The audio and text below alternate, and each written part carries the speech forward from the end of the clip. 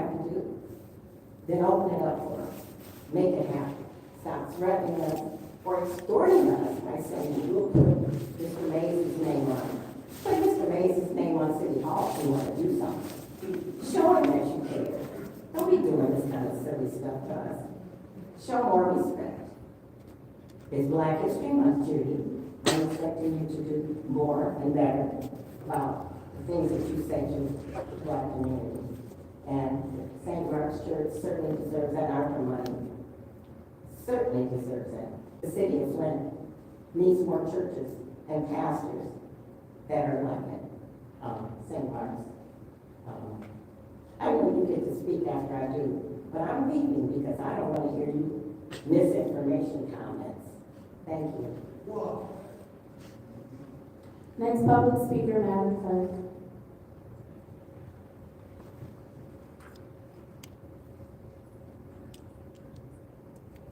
Next speaker is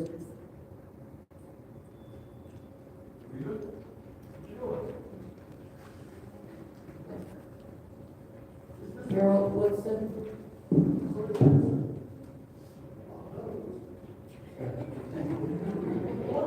You can't get enough Woodson.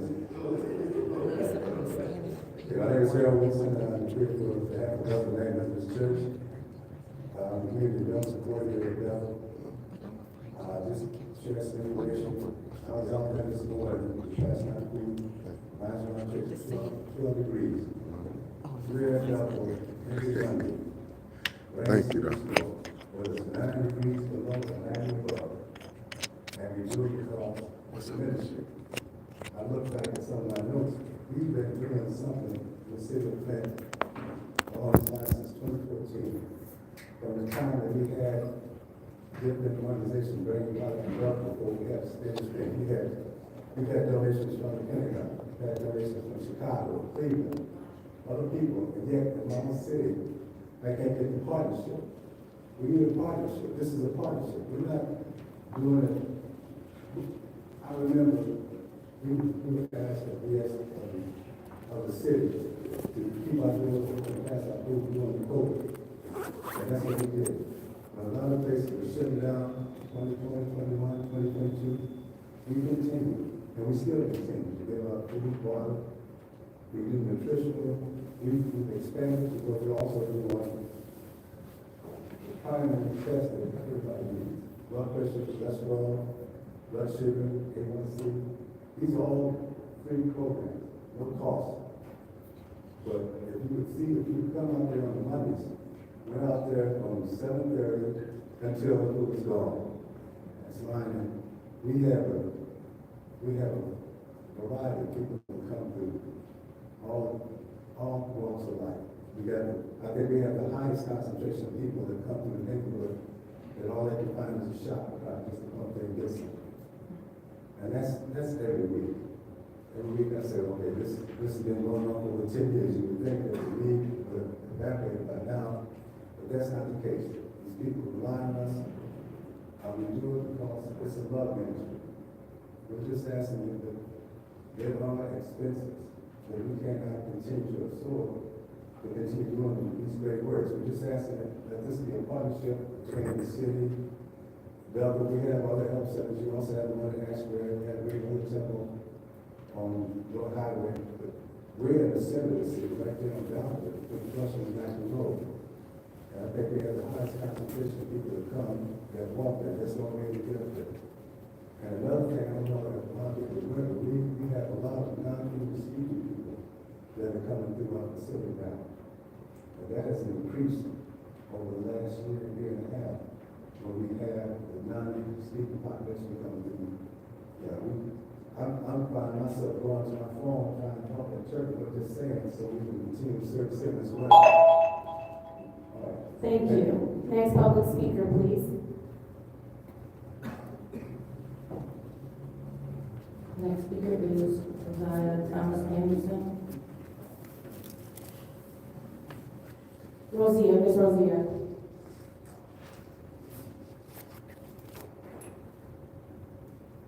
Thank you. I'm Rosa Anderson, and I'm a very active member at Belleville United Methodist Church. And I'm here in support of the Hasselbrain, issues and also St. Mark's. As you know, at Bethel, I don't want to repeat anything that Harold said, but as you know, we feed every Monday at Bethel United Methodist Church. But at that time, we don't only just give people food. We run off copies of all of the other resources that people can use from throughout the week or throughout the month. And also at Bethel, one of the things we do, we celebrate every holiday. And what I mean by every holiday, we also celebrate Black History. As of now, we have our parsonage is set up with Black History. And we invite schools, any group, or any individual that would like to come and learn some more about Black history. We have that in our park. During the month of April, we celebrate Fair Housing Month. As you know, I am a former employee of the city. I worked in human relations, and the city and Bethel United Methodist Church was always co-sponsors of all of these programs.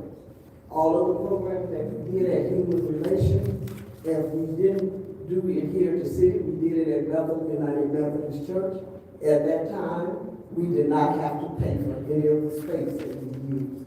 If we used the church for 2 days, we still did not have to pay anything.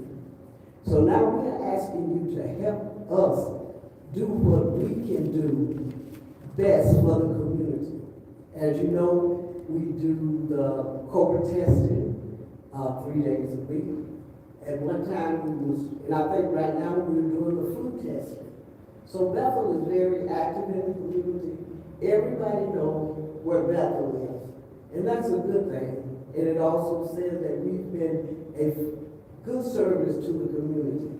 And we are asking you to help us continue to do this.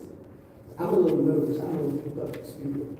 But this is a cause that I felt that I should have to come out and ask for your support. And if you have any questions, Harold and I are here to answer them. I thank you for listening to me, and have a good evening. Next public speaker, Madam Clerk.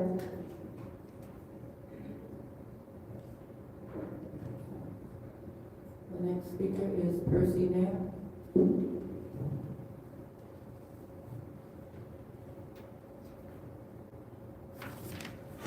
Hello to all. My name is Percy Knapp. I'm the president of the Hasselbrain Senior Center Board of Directors. And I'm here to plead with each and every last one of you to bring this lease back to the floor. I'm charging Councilman Alameen to put a resolution on the floor to bring this lease back. We decided, since the mayor's office don't want to get no budge on the provisions in the lease that we signed, that I would rather have the lease signed and acted rather than split the Hasselbrain family up. Because this is going to destroy the family of Hasselbrain, no doubt about it. Because I don't see how the mayor can come in and keep everything going smooth this day. I'm charging each one of you to do your servant duties that you was voted in this office, in this capacity to do. Also, I'm seeing about Bethel and St. Mark, the food program, because they're pretty diligent in handling the food and stuff. I wish you would do the right thing. On the lease with Hasselbrain, there was a few provisions in there that was disturbing, and also to some of the council people. Right now, I think we should go ahead and approve this lease so we can move forward and not split up the family. I think King Solomon with the two women that had the one baby. One wanted to cut the baby in half, the other didn't. So I don't want it to be cut in half. I would rather go along with this lease. And when voting time comes, we'll see what we can do, or if somewhere in between that with this present administration is in. Well, I'm quite upset about that. But I would like to see the family stay together. And you guys do the right thing. That's all I have. Thank you. Next public speaker, Madam Clerk. Next speaker is Shirley Wilson Johnson.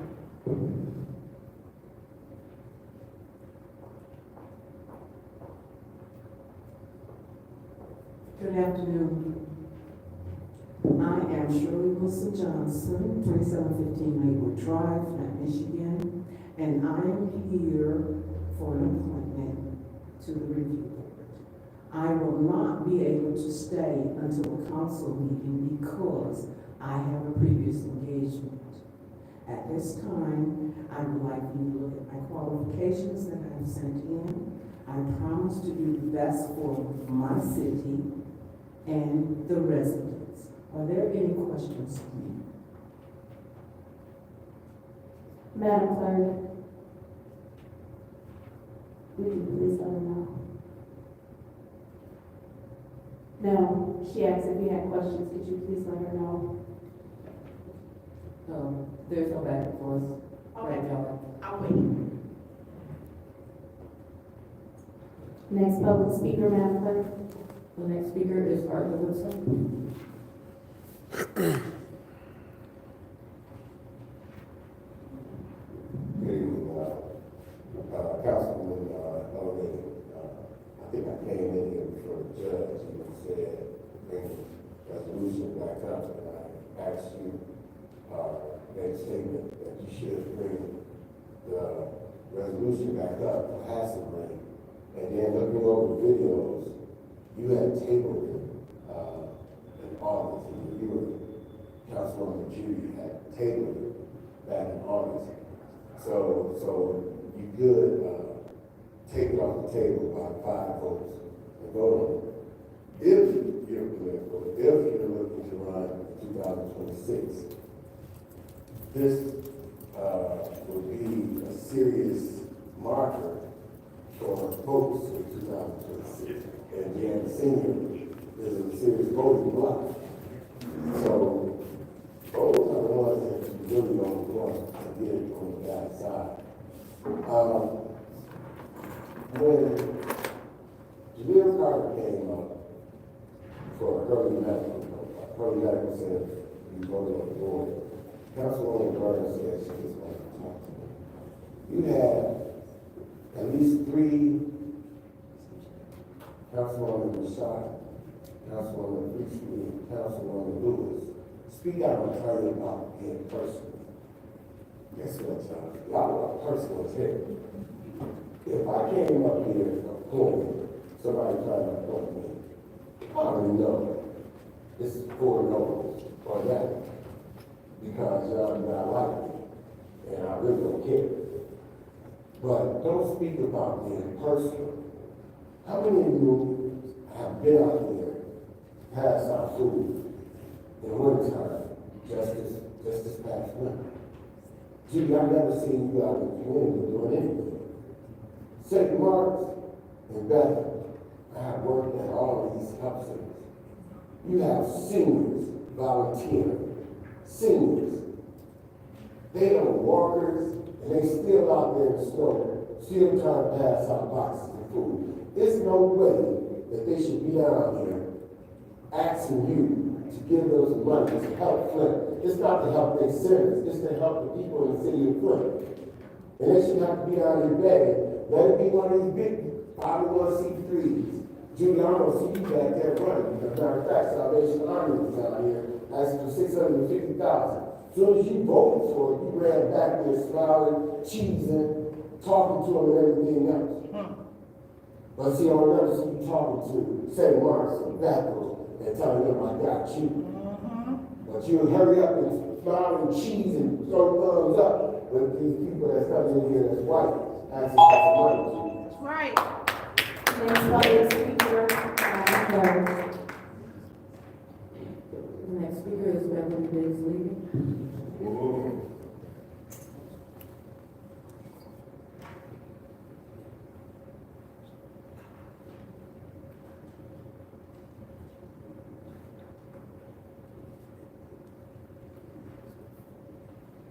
My name is Beverly Biggs. I'm in the third ward. This is about the 8th week that I've come here. That house, that building on Philadelphia and Saginaw, nothing has been done about that building.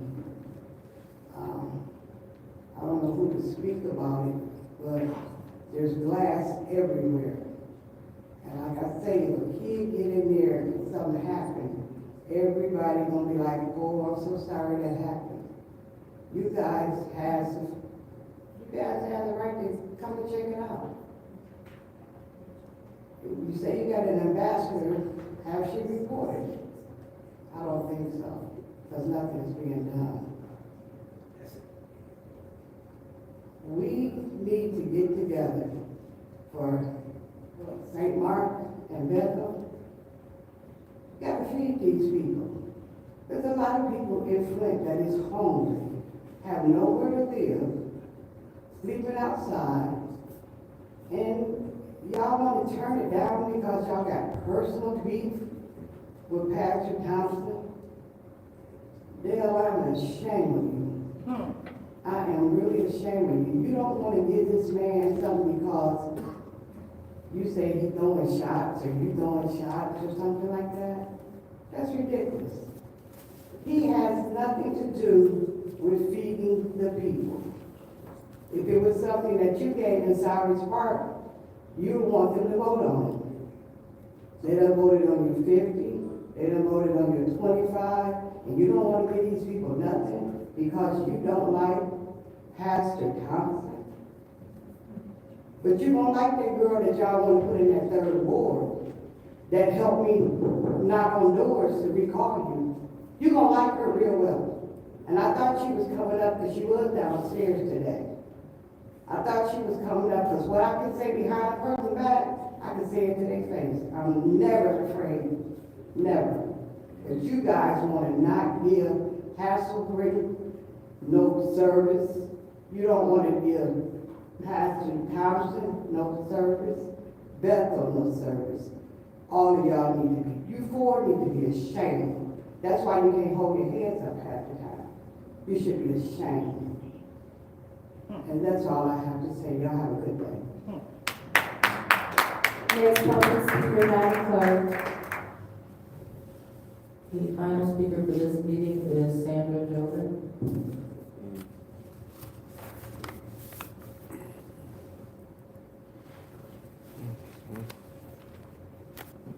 Good afternoon. My name is Sandra Jordan. I'm not from Flint, but I'm seeing what's happening in Flint, and it's very scary to figure this out.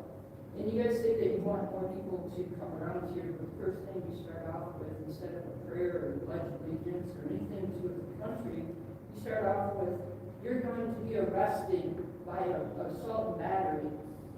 You need to read the definition of assault and battery, and then tell me that somebody who speaks out in the audience is assault and battery. Because you arrest me for something like that, and I will have a lawyer. No, that's right.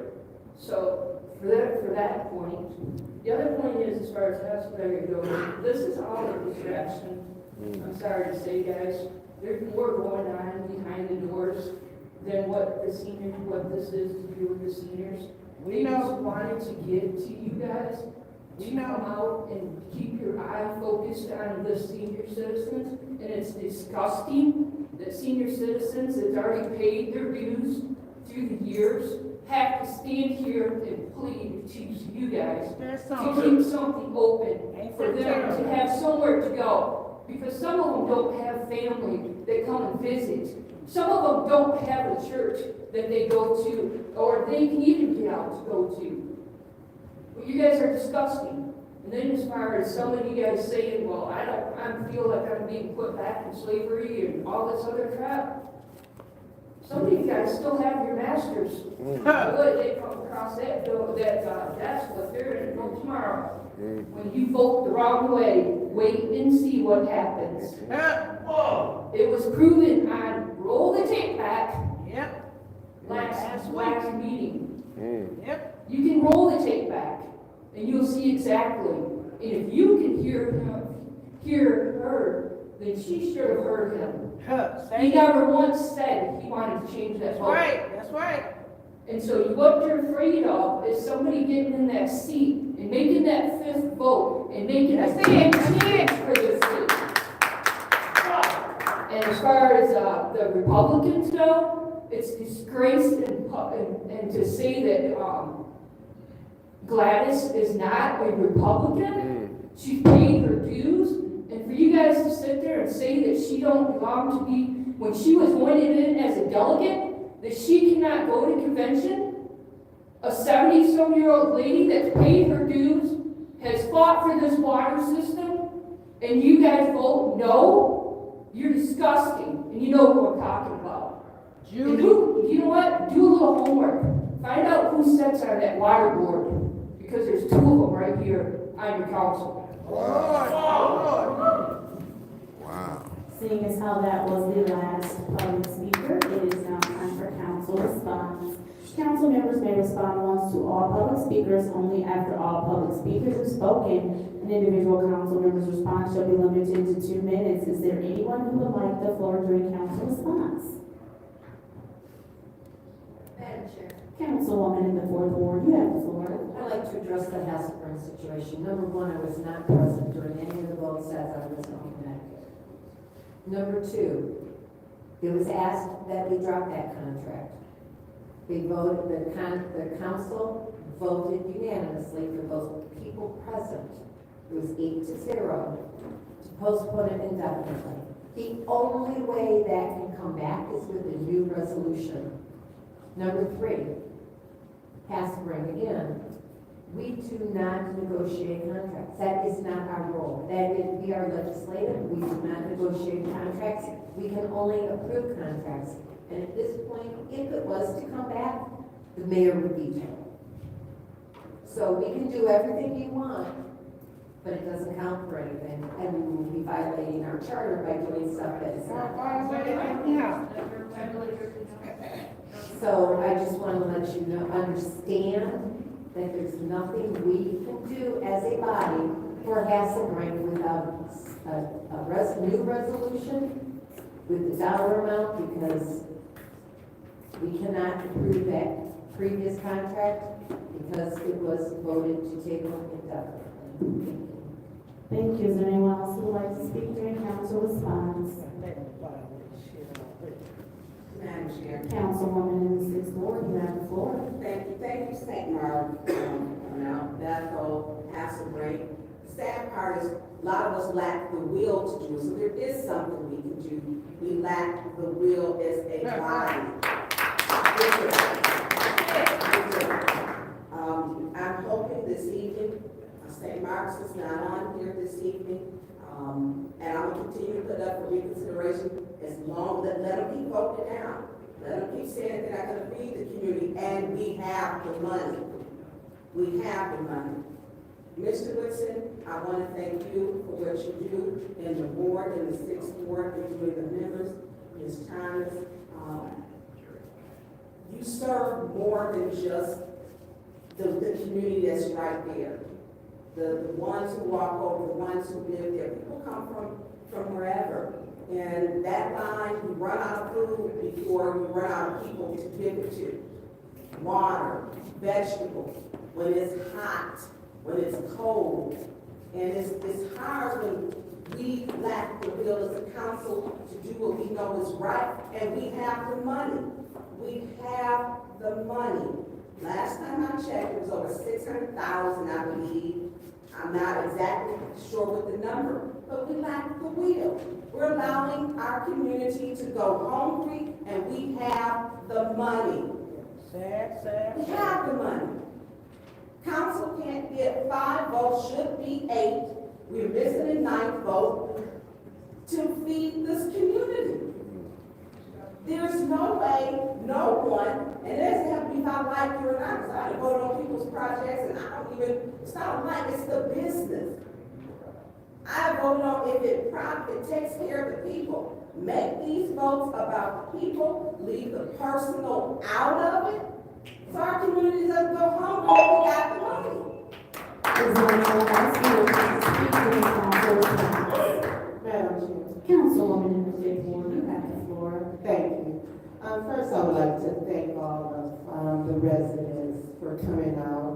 Thank you for voicing your concerns, your issues, and your opinions, because it means a lot. Thank you for being engaged in the process. And I want those who are here from Bethel, St. Mark's, I want you to know that I support you 100% for whatever you need. And I want to thank you for being out there and supporting our residents as far as food access or whatever your church offers for the residents. I know I work over at the St. Louis New Life Center, and on Fridays we have a food giveaway. And when I tell you there are a lot of residents in need of food, and whatever personal needs, whatever we have, we supply it. So there is a tremendous need. And as a council, we need to be thinking about the people first.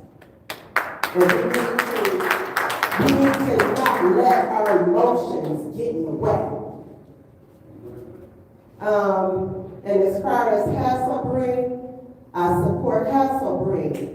And my thing with the contract is that I feel like Hasselbrink should be paying no more than $1 per month. So, yeah, I want the contract to be brought back up because we need to fix it. We need to fix that lease, and Hasselbrink should only be paying $1 a month. Our seniors have paid their dues. And it's a shame that we have so much politics going on up here. Is there anyone else who would like the floor during council response? Madam Chair, Councilman in the first ward. I want to thank the residents who came out and spoke, in particular the ones about Hasselbrink. Regarding Hasselbrink, it's been a lot of misinformation being said. Is the councilman working with the current service providers and all these other different things. From the time I've been on council, I have been working with Ms. Berry and the whole Hasselbrink family over there. I'm the one also who got it negotiated when it was trying to raise it from $2,000 all the way down to $500, and some things that was changed in the den, in which the president also is the person who was there who signed that lease agreement as well. And then as a caveat, I try to use my council funds to pay for the first year. All of that was rejected because individuals is giving them bad information and wanting them to have certain things that's already being rejected. As my colleague said over in the fourth ward, the one who has to bring this back up would have to be the administration. He's the one who negotiates city property. The council don't negotiate that. That was stated with the previous attorney when we had Mr. Jones over there several times. I asked the question several times. So it has to come from the mayor in regards to any new resolutions or anything coming to this body to be voted on or whatever. But I think it's just disheartening with all this misinformation that's being spread out as if I'm not advocating for the seniors that have spring. When I was going through the ward and talking to different seniors, you got some people that like the current service provider, and you got some that don't, and they're looking for something different and change and so forth.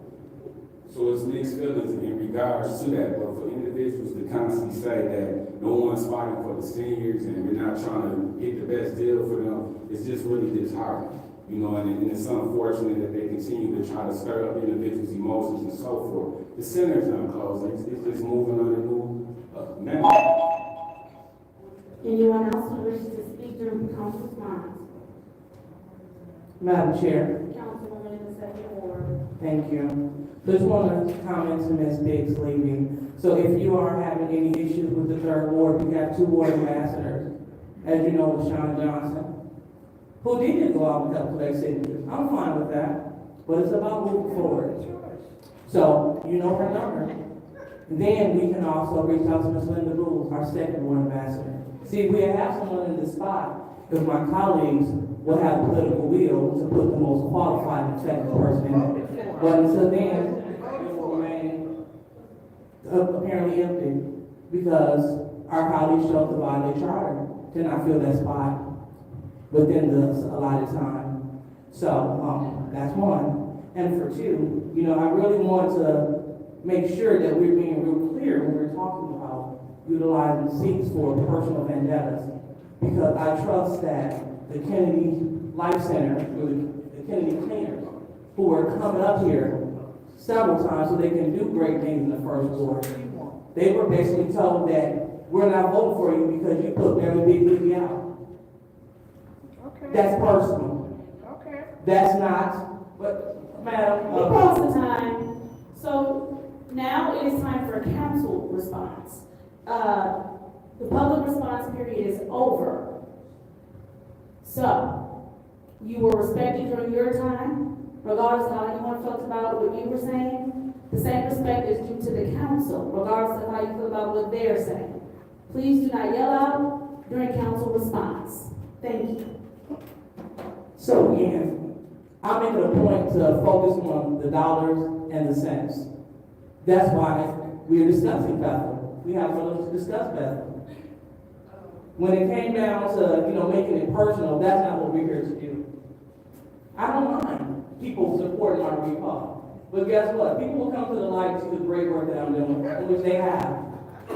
So, well, what I will not do is listen to my colleagues say that they don't make it personal when they demonize the Kennedy Life Center for the great work they were doing and stated on record that they would not approve those funds. And yes, 5 members of the body did do so to help move the first ward forward. Nothing personal, strictly helping the community, and we shall continue to do that. Thank you. Thank you. Is there anyone else who wishes to speak during council response? All right, seeing as how there is no one else who wishes to speak during council response, we might now move on to the consent agenda. What is the pleasure of the body? Councilwoman in the fourth ward. A motion that we send the consent agenda to council. There is a motion on the floor by the fourth ward councilwoman that we send the consent agenda to council. Is there support? It's been moved and properly supported. Are there separations? Supported by the councilman in the eighth ward. Are there any separations? Madam Chair, Councilwoman in the sixth ward. I'd like to separate 250042.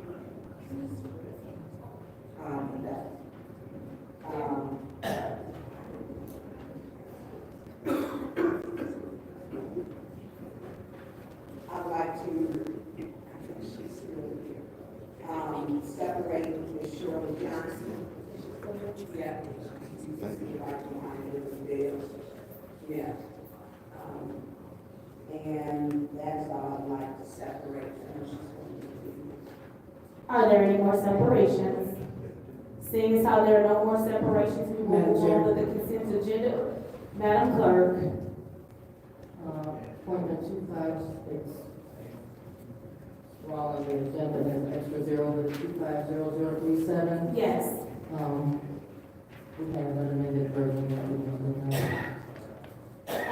Okay, so we'll separate that just to amend it. Thank you very much.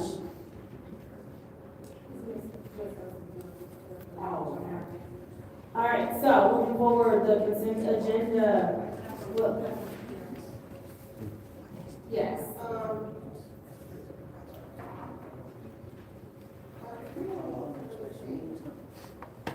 want to separate 250030.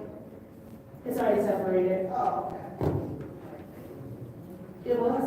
Oh, I thought, I'm sorry, I separated one. I got you. No, it was 4-1, thank you. I got you, thank you so much. And Madam Chair. And so how also are we here to separate 250037? That was already separated. All right, thank you. Sorry about that.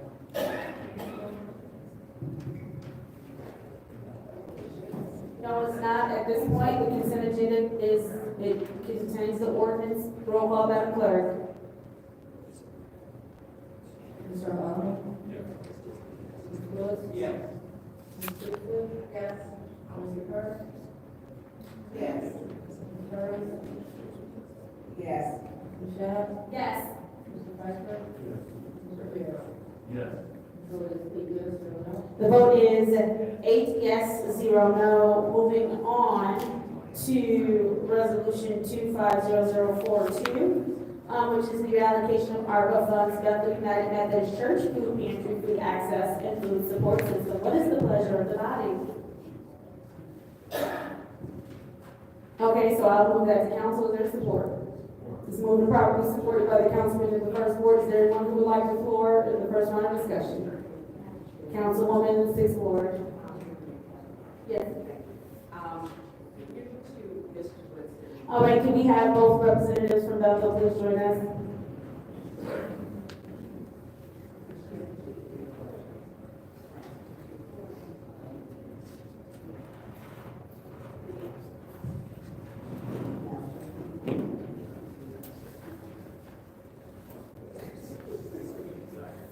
Mr. President, and Mr.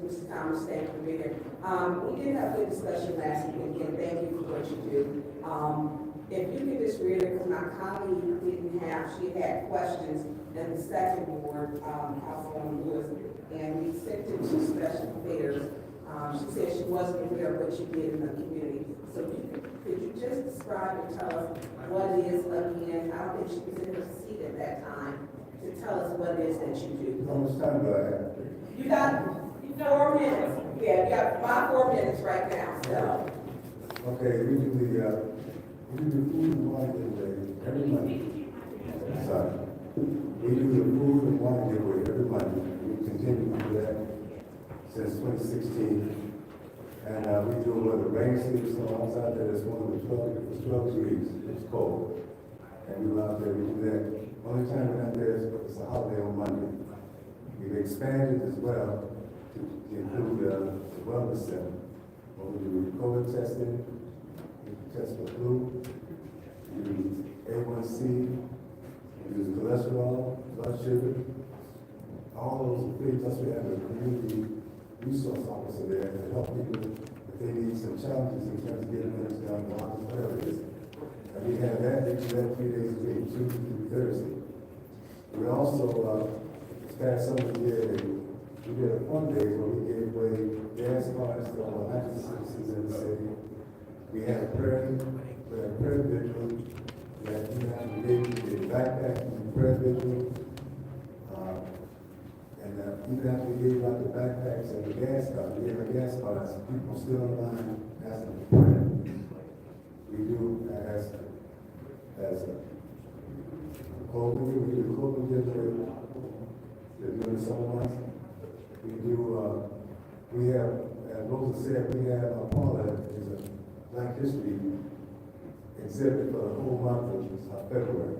So everybody can come there. We have students who come to an alternative school next door to our building. They come.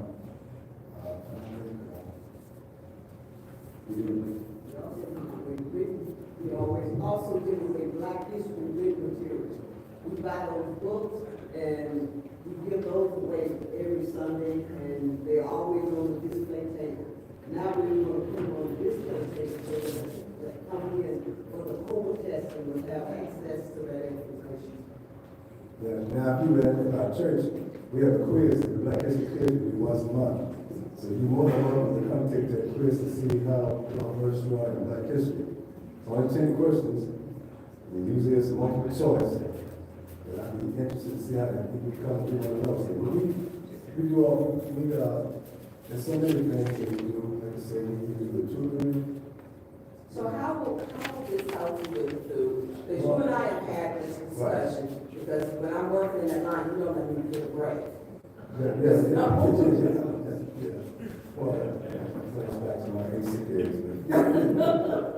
You hired on the system. But, well, the food, we're limited in what we can get. If we had ones we could enhance that, we have potatoes, but we want to include some meats and some other things, also. Yeah. How much is it for a regular truck and a truck with meat? I know we're two different There's prices. two different prices. One is $600, one is $1,000. One is $1,000, includes a little more than the one for $600. And approximately how many people do you serve per week? Yeah, 200, So we we average 205 people. About We just do it about a month, and then we divide it into whatever money that we serve, we divide that, and that's how we come up with the number of how many people we serve. Yeah, but you got multiple families in this cars. You got some vehicles where they don't have transportation, so we might have two families in one vehicle. I've seen four in a car. Yeah, right, so we could have, anywhere up us over 300 people, and we could come through there. Well, I don't have but 5 minutes when we get our next round, so I'm gonna yield the floor so that others can know what you do and because you are stable in this board, in this community. You're in the 6th ward. Thank you. Is there anyone else who would like the floor in the first round of discussion? All right, seems no one else would like the floor in the first round of discussion, I will take my time. I think it goes without saying, all the work that Bethel has done in our community. I've done a lot of work at Bethel, a lot of partnering, come to a lot of programs, volunteer a lot of hours over there. I do appreciate the work that you're doing. Please continue to keep up the work and continue to take care of Flint families. I know that the line is often wrapped around Ballinger and even often into the neighborhoods. So just thank you for the work that you're doing for Flint families. Moving on to the second round of discussion, is anyone who would like the floor? Madam Chair. Councilwoman in the second ward. Thank you. So, just wanted to add a little clarification. I never said I must be on because I volunteered there a few times. You know, I volunteer at many health centers when we talk about, you know, Greater Holy Temple, the RL is slipping, but Bishop Jones, R.L. Jones Health Center, volunteered, I've been all over because service is what got me in the spot, because I have a real heart for the community. So I never said I didn't know what you do. I said I wanted to talk to you all so we can get an understanding of what's going on in terms of your explicit needs. You know, I've been to expungement fairs there. I've been to murder mysteries there. So you guys service the community well beyond the capacity of just food. You serve the community in multiple ways. And so, I also know that expungement fair there. I know someone, they were staffed outside the city, and they came to Bethel because they knew it was a safe place where they can come and they can get some help. So your reputation precedes itself. So again, thank you for that. So, you know, I had questions, you know, in terms of, you know, how are you planning, through you, Madam Chair, can I come to the lectern real quick? Yes, please, you were trying to set the lectern, Mr. Lewis. So how do you fund your program? Do you have any big grants, outside grants coming in? How do you usually fund all the great things that you do? We've had a number of grants in the past. We had grants from the Community Foundation, the Mott Foundation, and we had one grant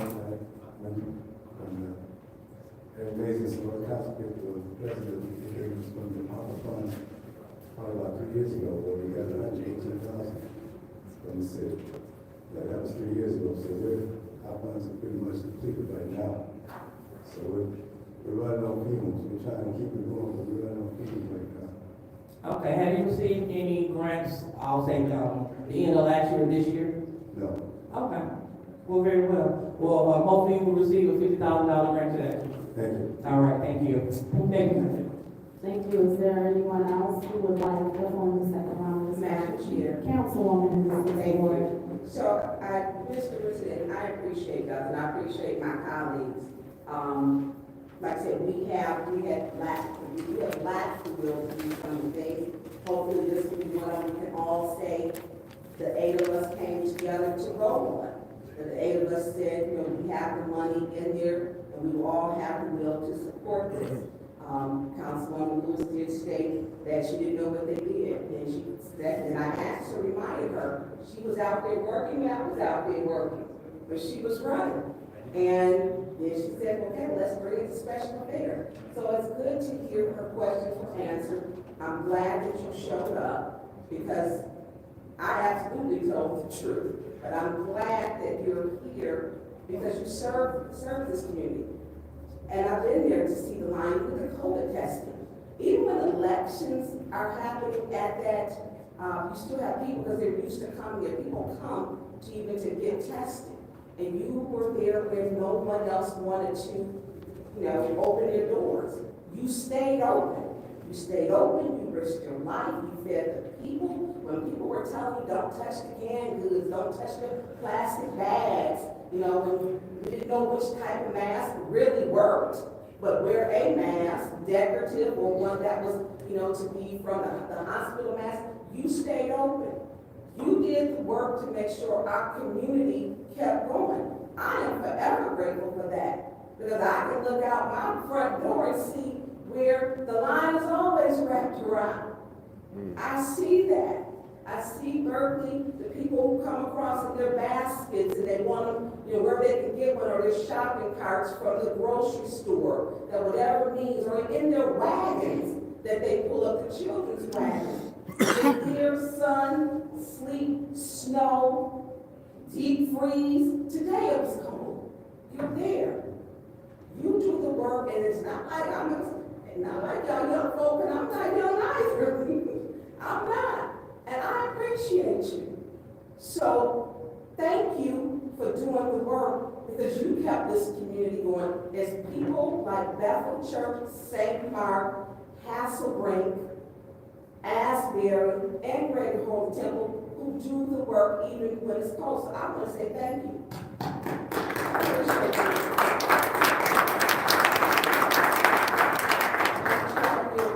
Is there anyone else who would like to form the second round of discussion? Madam Chair, Councilman in the first ward. I just want to commend Bethel as well. My mother and a lot of family and friends is in the sixth ward, right from walking distance from you guys, and you guys do a lot of great things, especially with the water giveaways and food giveaways and so forth.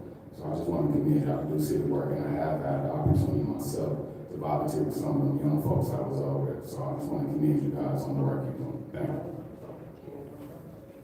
Thank you. Is there anyone else who would like to form the second round of discussion? Seeing as how there's no one else who would like to form the second round of discussion, I will take my time so we can wrap this up.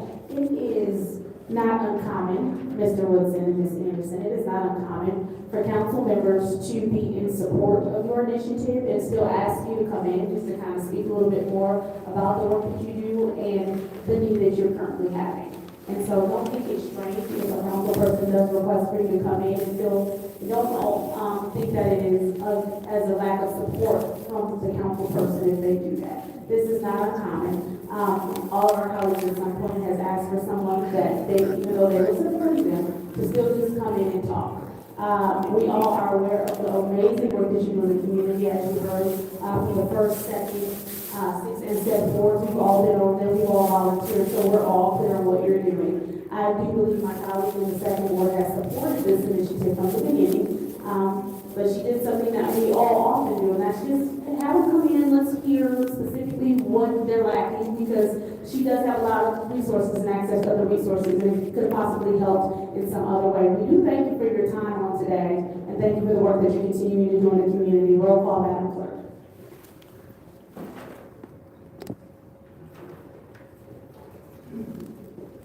Ms. Lewis. Yes. Ms. Priestley. Yes. Ms. Wicked Curtis. Yes. Ms. Burns. Yes. Ms. Bennett. Yes. Ms. Piper. Yes. Ms. Jarrett. Yes. Ms. Earl. Yes.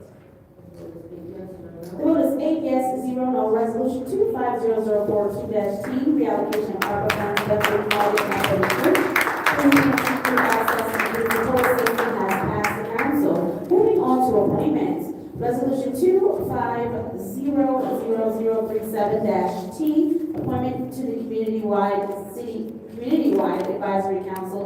Joyce Ellis McGill, 8th Ward. What is the pleasure of the body?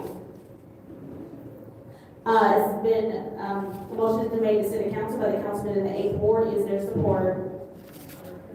Moved and properly supported by the councilman in the first ward. Councilman in the eighth ward, you have the floor. Motion to amend, to appoint one to include There is a motion on the floor to amend to appoint one to include the language that states, it is resolved that the Flint City Council approves the appointment of Joyce Ellis McNeil to fill the eighth ward seat on the citywide advisory council as requested by eighth ward Flint City Council member Dennis Pfeiffer for a term March 1st, 2025 to February 28th, 2028. Is there a second? Is there support? Councilwoman in the fifth ward has properly supported that. Roll call, Madam Clerk.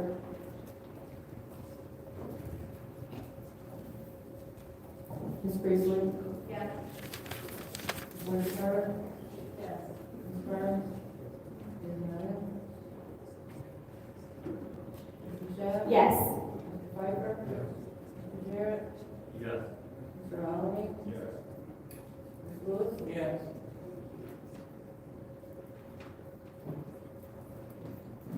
Ms. Burns? Yes. The vote is 8 yes, 0 no. Moving on to 250037.1. What is the pleasure of the body? There's a motion on the floor by the councilman in the eighth ward to send point one to council. Is there support? Moved and properly supported by the councilman in the first ward. Roll call, Madam Clerk. Roll call, Madam Clerk. Pardon. Ms. Carter? Yes. Ms. Burns? Yes. Ms. Michelle? Yes. Mr. Pfeiffer? Mr. Jarrett? Yes. Mr. Allen? Yes. Ms. Lewis? Yes. Ms. Priestley? Yes.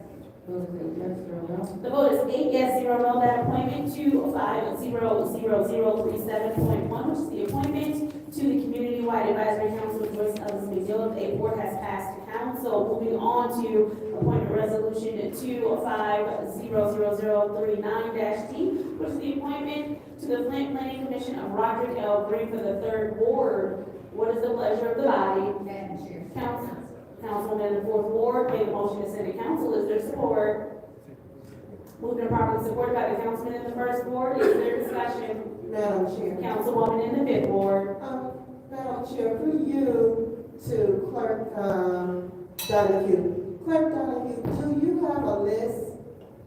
I think I asked for a list last week of the planning commission, those who serve. The current members? Yes. All the boards? I can send it to you guys right now. Okay, and who will Mr. Green be replacing on that planning commission for the third ward? And another question is, who made this appointment? Pardon? Okay, here. Yeah. Oh, yeah, I forgot about that. So yeah, I wanna find out, I need that list. Because, and the reason I'm asking, because I did reach out to Mr. Green, and I asked him, did he know about this? Because I don't see him in the audience, and I'm sure he would have been here to talk about being appointed, and he said he didn't know.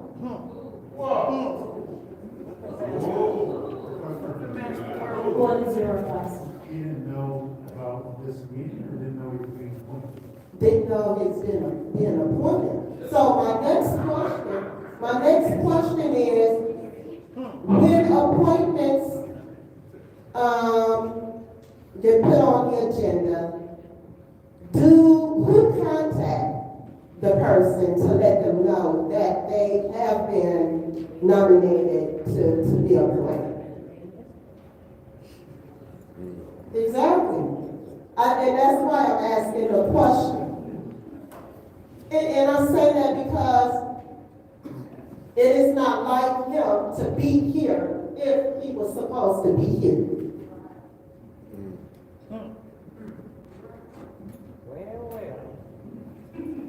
Madam Clerk. I asked a question. They're asking me who contacts. Yes. So for the appointments that you guys, for yourselves, you can contact those individuals. And the administration does the rest for any other appointments. For planning commission, right? Correct. Now, you guys make your recommendation. And the assumption is that you have contacted that person before you let them know. So, yes, that would be, you contact in the first place, but any other appointment is done by the administration, so don't contact. Okay. So apparently, he does not know about this appointment. So, and I know. Ms. Carter, did he state one way or the other if he wanted to serve, would he be willing to come in and talk? Yeah, I think, well, he didn't say. But what I want to do, and I'll yield to the rest of my colleagues, I'll wait until the second round. I would like to send this back, to committee. And then we'll figure it out. Is there anyone else who would like the floor in the first round of discussion? Councilman in the 8th Ward. Mr. Edwards. Mr. Edwards, would you please join us at the lectern?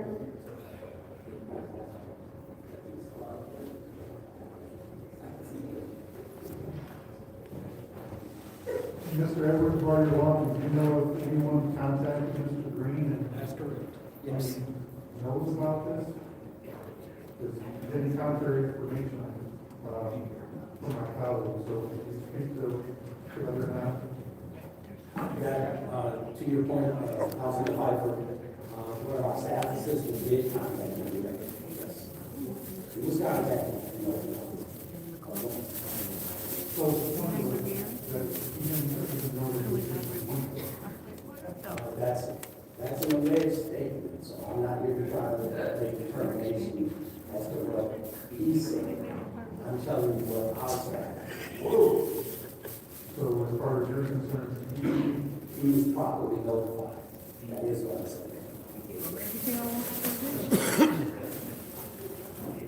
thank you very much. Gotta come get it Thank together. you. Is there anyone else who would like the floor in Gotta the get first it round of together. discussion? I know you gotta get it together. Councilwoman in the 2nd Ward. Thank you. So I would like to hear from Mr. Taylor. So maybe please. He's good. Through you to Ms. Lewis, Mr. Pfeiffer, and the council. Mr. Green knew he was getting appointed. Mr. Green gave us his resume, which you all should have, because I didn't make it up. We have it. So he knew all of this. Now, why he's not here, I can't tell you. But he knew. Daryl contacted him on my behalf. Okay? So, there you go. And we've been trying to fill the planning commission seats. And this is one, before Emily left and resigned, she said, hey, we need to get this filled because I guess it's been having problems with meetings. So he did know. And he stated that he really wants to be a part of the community because he does a lot for the community. Clean up, so on and so forth. He works at the school district. I think he works at junior high. So he said, you know, I don't know unless I see him. I got deal with him, but, you know. Okay. So thank you so much, Mr. Taylor, because I really did want some clarification part as well. Because for someone not to know that they are up on appointment, I know that we can't magically produce a whole resume out of nowhere. So that part didn't make sense. So you said that he wanted to be a part of the planning commission. Yes, he did. She said that he did not, and he's not. Please pause the time. Request for information. Please pause the time. What is your request to the chair? What is your request to the chair? Madam Chair, Yes. does she realize I got a text? Now, whether he knew that he was supposed to be here tonight, or the appointment, or whatever, it doesn't even matter. What matters is, was he aware to be here tonight? Thank you. Continue. I definitely appreciate that, so let me just make it even more clear. The point is that it was just stated from your seat that he was unaware that he was being appointed. He was unaware that he was being appointed. So when you say someone is unaware that they're up for an appointment, that leads us to Request for information. Please pause the time. What is your request to the chair? Madam Chair, what is her point? What is her point? Move on with this meeting and stop trying to throw digs and throw shade. Ms. Murphy Carter? It is your time. Please continue. Thank you. So, back to the point. The point is, it was stated from a colleague's seat that Mr. Green had no knowledge that he was up for an appointment. Thank you, Mr. Taylor, for letting us know that he knows. So then you said that you don't know why he's not here tonight. Okay. So I am definitely for leaving this in special affairs, and hopefully he can come next special affairs meeting so we can hash this out to see if he sent a text stating that he didn't know this appointment or whatever the case may be. So it sounds, what was said was just totally conflicting. And I just want to make sure again, that's the point of this body, to get down to the truth. Either you knew you were being appointed to a commission or you did not. Either you submitted your whole resume to be appointed to the commission or you did not. So, Madam Chair, I would like to make a motion to leave this in special affairs so he can come and tell his own story at the letter. It's been properly supported by the councilman in the 8th Ward. Roll call, Madam Clerk. Ms. Burns? Yes. Mr. Shep? Yes. Mr. Pfeiffer? Mr. Garrett? Yes. Mr. Alvin? Ms. Lewis? Yes. Ms. Priestley? Yes. Ms. Murphy Carter? Yes. Yes or no? The vote is 8 yes, 0 no. This appointment resolution 250039-T, which is the appointment to the Flint Planning Commission, Roderick L. Green, 3rd Ward, will stay in special affairs.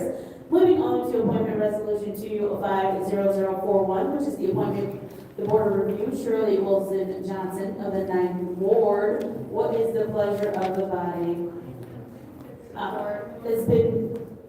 There's a motion on the floor to move to council by the councilman in the 8th Ward. It's been properly supported by the councilwoman in the 4th Ward. Is there discussion? Councilwoman in the 6th Ward. Thank you, Ms. Shirley. Ms. Shirley Johnson, would you please join us at the lectern?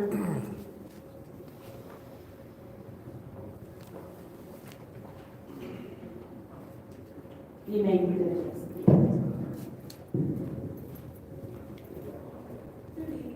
Good evening. I always like to see you. And I was thrilled when I saw Mr. Jarrett had you on here to serve. And I know you are a rather busy lady. And so I want you to know that I appreciate you for doing this. I know for anything that you do is always excellent. And I appreciate that. If there's something you would like to tell us about yourself, I noticed that you did not stay to the next council meeting. Yes, I am a retiree. And when you retire, you make your own agenda. That's why you think I'm always busy. I pick and choose. But to serve the city would be great. I know our citizens need representation, they need to be heard, they need to know that there's somebody there to listen to them, to look at all the facts and make a great recommendation for them. Sure, I think you did. Yes. I'm a graduate of the University of South Alabama with a major in accounting, a graduate of Central Michigan University with a major in administration. I'm retired from General Motors where I did budgets for North America and Asia Pacific. I also did General County when we at General was applying for abatements to get out of your taxes. So I'm very familiar with the process. I just wanted to highlight you and to tell you thank you for agreeing to serve on the board. Because it's not a paid position, and you gotta do it because you love the city. You stay here because you love the city. Yes, You love the people. And I just want to tell you thank you. I feel it's a full matter, Chair. Thank you. Is there anyone else who would like the floor in the first round of discussion? Madam Chair. Commissioner Chair. Thank you. Through you to Ms. Johnson. I just want to say thank you for being willing to take on this appointment. Often when we're in these roles, we're trying to think about one, we will be comfortable putting our own name on. And then for that person to be able to do the job, and as Councilwoman Burke said, and with excellence. I'm confident in both. So thank you for your willingness, and I trust that you will be added to this board, and you will represent the ninth ward well as well as be a good addition to this body. Thank you. Thank you. I'm always willing to serve. Thank you. Is there anyone else who would like the floor in the first round of discussion? Since no one else would like the floor in the first round of discussion, is there anyone who would like the floor in the second round of discussion? Roll call, Madam Clerk. This is the vote to send resolution 25041-G to council. That is the appointment to the board of review for Shirley Wilson Johnson for the ninth ward. Ms. Michelle? Yes. Mr. Piper? Yes. Mr. Garrett? Yes. Mr. Allen? Yes. Ms. Lewis? Yes. Ms. Priestley? Yes. Ms. Winfrey? Yes. Ms. Burns? Yes. The vote is 8 yes, 0 no. That resolution 25041-G has been sent to council. We are at the end of our agenda. What is the pleasure of the body? There is a motion to adjourn. Is there support? Supported by the councilman in the 8th ward. Y'all have to be quick with that. Roll call, Madam Clerk.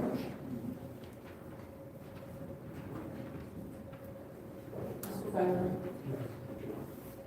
Mr. Garrett? Yes. Mr. Allen? Yes. Ms. Lewis? Yes. Ms. Priestley? Yes. Ms. Winfrey? Yes. Ms. Burns? Yes. Ms. Michelle? Yes. The vote is 8 yes, 0 no. The vote is 8 yes, 0 no. The time is now 6:01 p.m. on Monday, February 10th, 2025. I call this Special Affairs Committee meeting. It is now adjourned. No, we do have a 5-minute time for anyone who needs to fill out a speaker slip as we go on to council. Okay, we done with part And one. again, the only We're reason finna why head to part if two. we did not fill out a slip for the first meeting, we don't have to fill out another slip.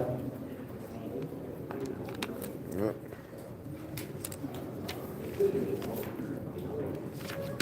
So we here, family, how y'all doing? I just want to tap in. While we taking this 5-minute break. Terrible 5-minute break. It probably didn't. Hey, how you doing, Ms. Ross? We're in this thing today. We're gonna come and see who finna be. When you saying the bill already said she not voting. I don't even know why people coming up here. This is crazy. You going, Ms. Bell? I mean, you did. Oh, okay. Oh, that's what I was just asking. Yeah, as you can see.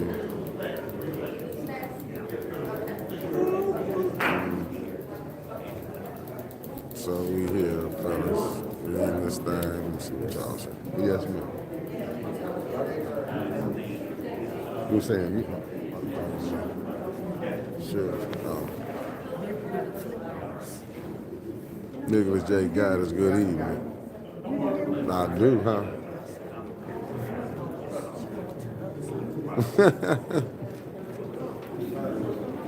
Facts.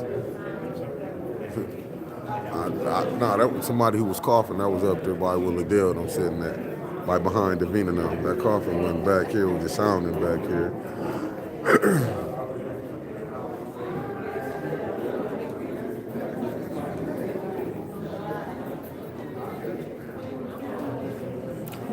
Wigster, they not gonna talk about that up here right now. They ain't caring. The rigmarole's in play.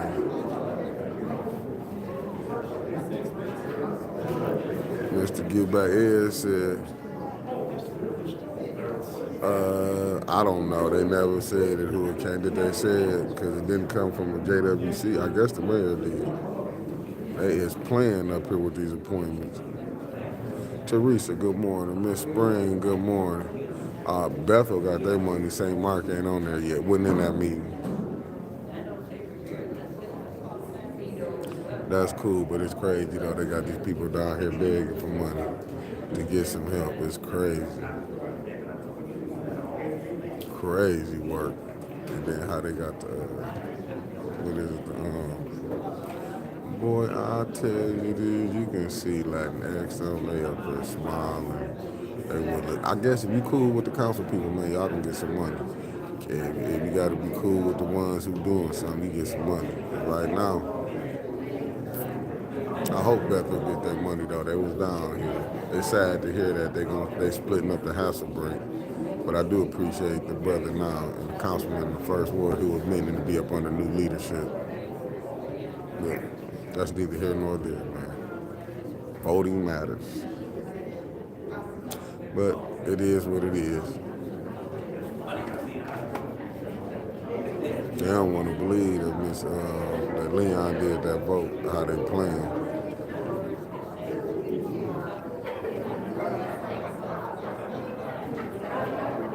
Y'all got some more bags.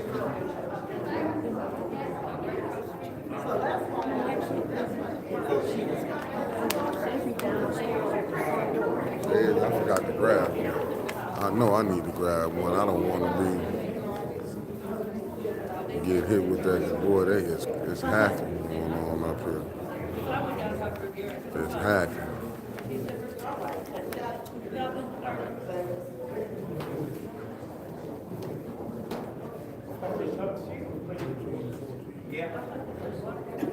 We'll see.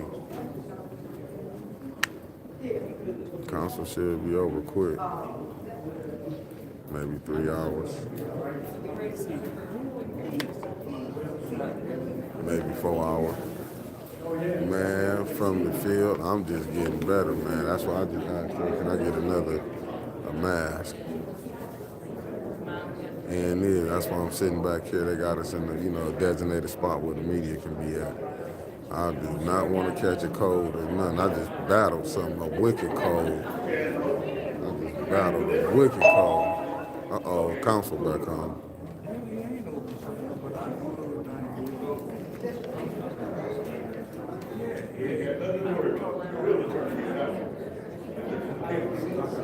I got a couple of games.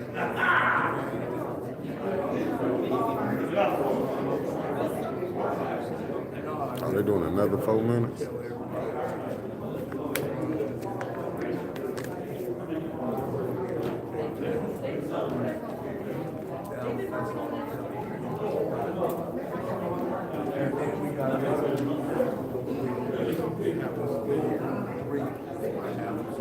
We got another 5 minutes. Nah, they ain't did it. They finna do public speaking. Huh? Oh, thank you. Nah, they finna have public speaking. They finna have public speaking in 4 minutes.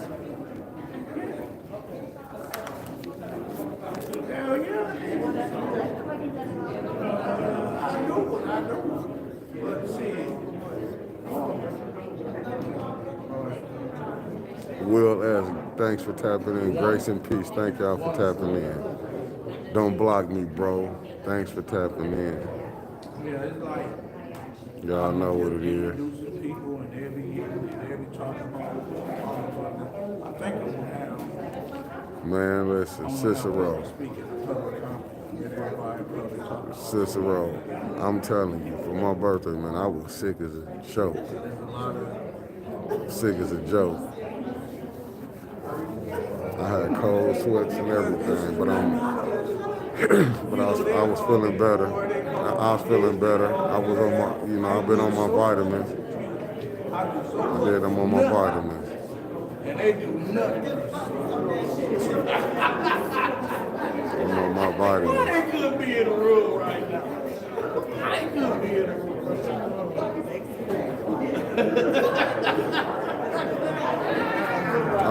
Chilling, man. I'm up here chilling.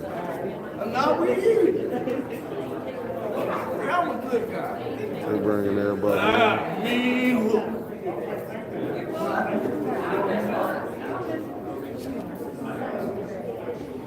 Sometimes I'll be Yeah, I don't be tripping. No problem. Been watching for it. Yeah.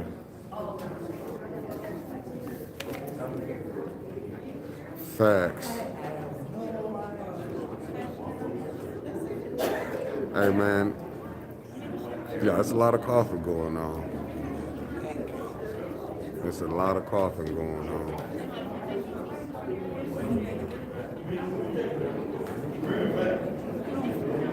I'm telling you.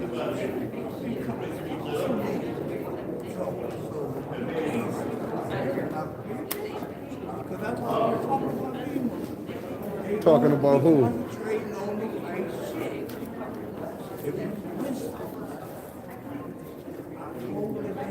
People want some attention so bad.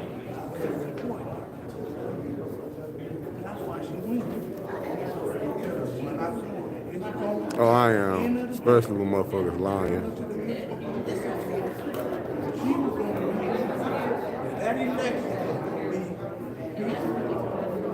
Marcus Fielder, thanks for tapping in. Thanks for tapping in. don't like the way she's but they don't listen. They on that clown shit. And it's costing our city. And it's costing our city. And they don't give a fuck. Thinking about views. Bullshit. I know I'm loud. I'm trying to hear it. Legal right now. They got about to be as loud as I start talking about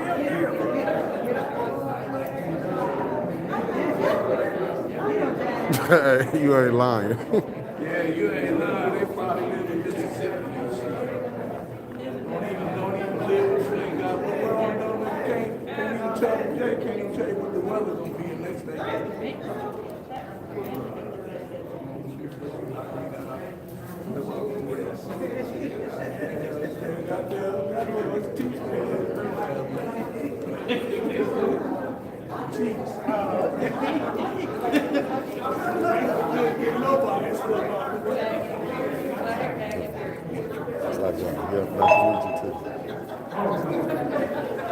Man, you know what it is, just lying back here.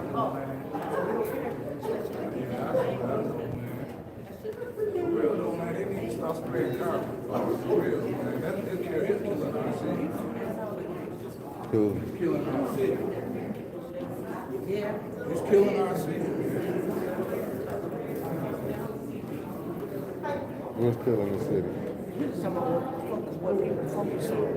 He's part of the problem.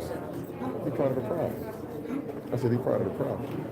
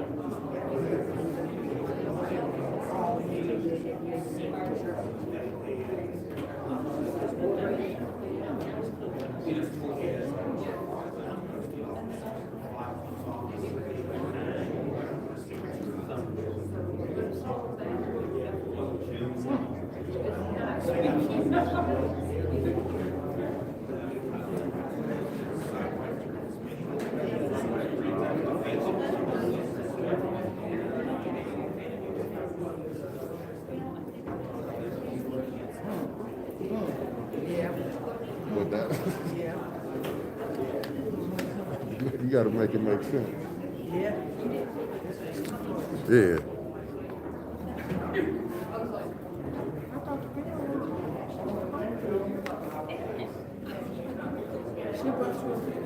Yeah, she brought her to bring me a mask.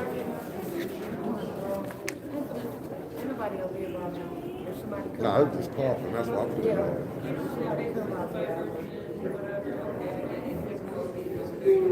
When I tell y'all, this nigga ain't did nothing but lie the whole time he was over here.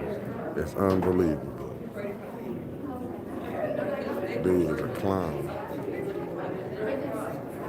I mean, that's all.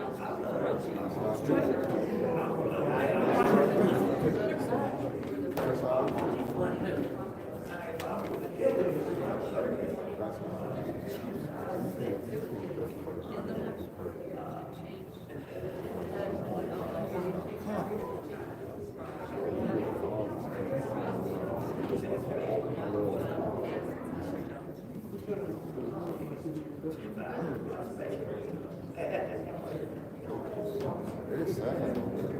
Very sad. Very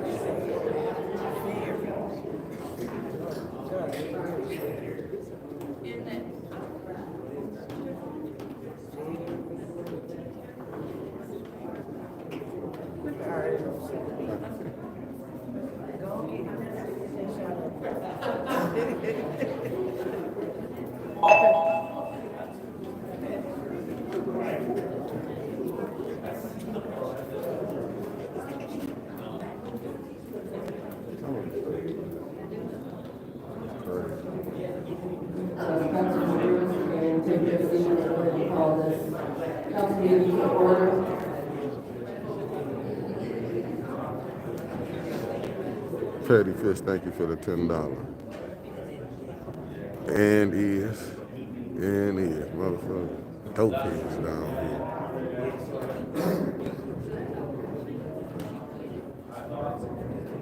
Shay Allen, you got a good point.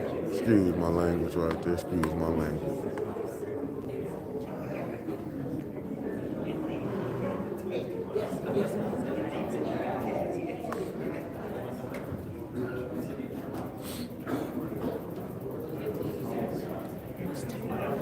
Yeah, she did public speaking. Time is 6:18 p.m. That's And I will call this city council meeting to order for the purpose of electing a city council president. Board will return. Start first with a roll call.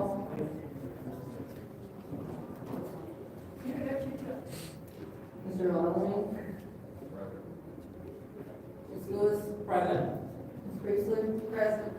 Ms. Murphy-Carter? Present. Ms. Burns? Present. Ms. Shaq? Present. Mr. Pfeiffer? Mr. Jarrett? Present. We have 8 members present. Madam Chair, or Clerk, excuse me, Priestley?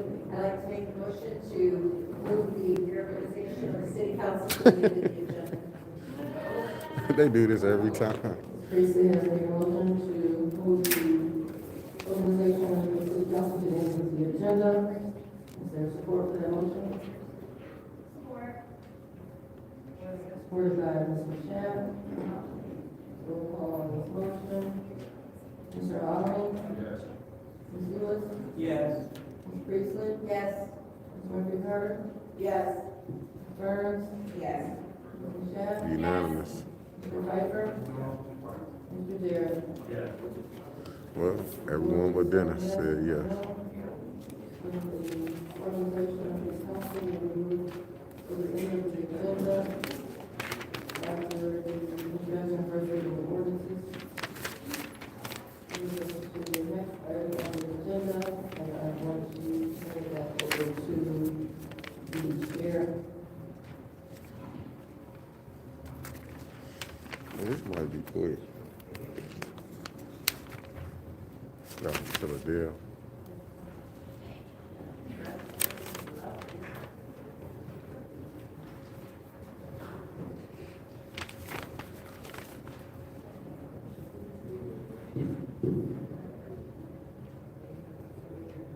All right, so next on the agenda is the consideration of applicants for the third ward council member.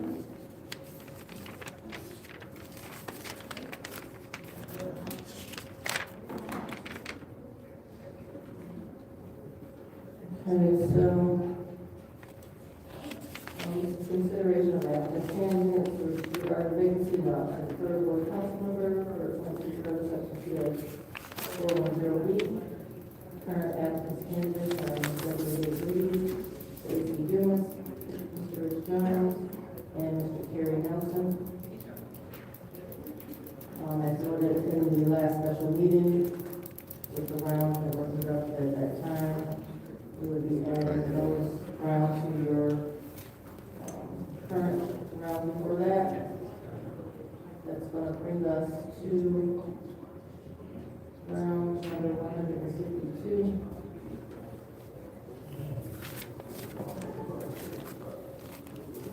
And we're going to start, yes, What round did you say? 152. You started with rounds in December, and then you didn't do any more, and then this last meeting you did, I forget what the number was, but we added, we did 30. We added those 2 sets of rounds together as discussed in that meeting, so you are now currently on round 152 total for the third ward vacancy total. And Mr. Piper is the next person to state the name of the person that he wants to appoint to the third ward.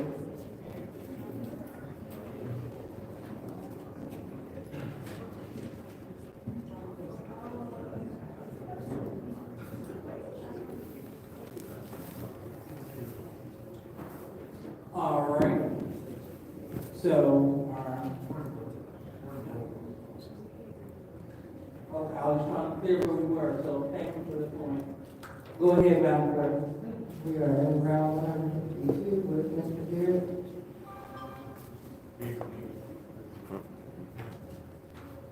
Mr. Allen.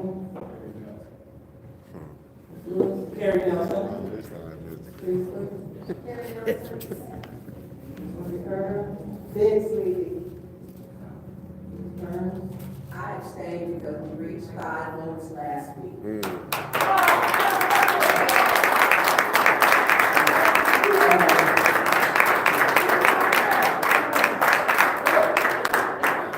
So, excuse me, so according to our charter, you can abstain. For that reason, you must only abstain if it is a conflict of interest for you. So we want to make sure that we're in alignment with the charter. So we have to vote yes or no.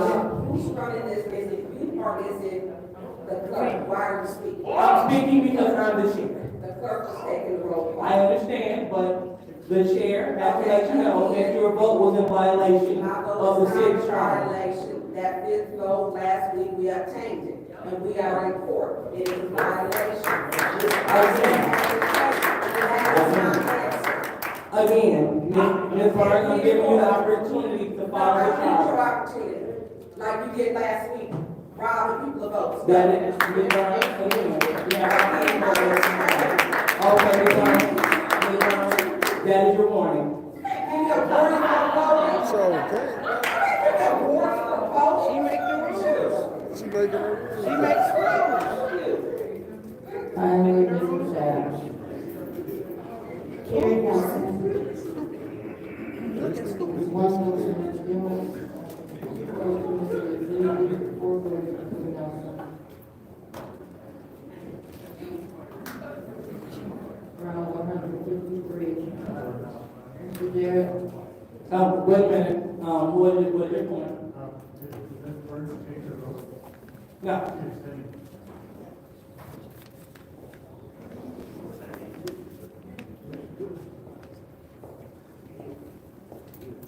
Yeah, I want to say one for Mr. Dumas, two for Mr. Lee, and four for Mr. Nelson. I think Council Burns voted. She abstained. One abstention. All right. Round 153, Mr. Jarrett.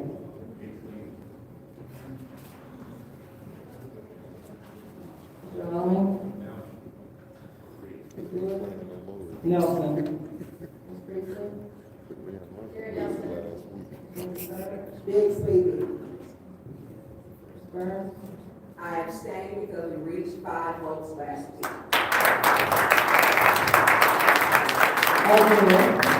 According to the charter,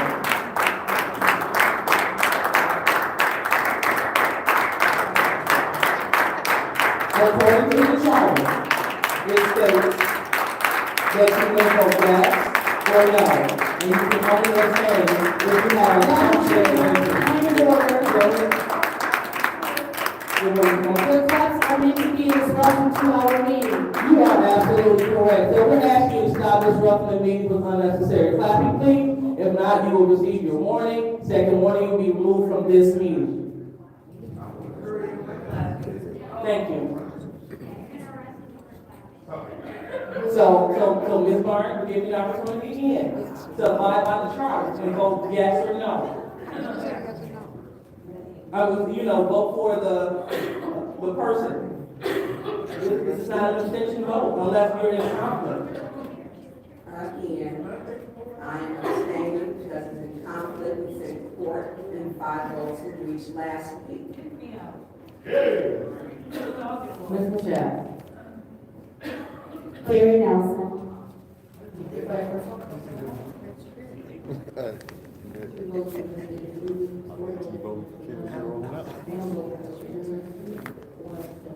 Okay, thank you. So before we proceed, we will go ahead and turn to the city attorney for some clarity on this specific vote, so we can have an understanding if it is in order for the councilwoman to violate the charter by voting outside of the parameters with an abstention.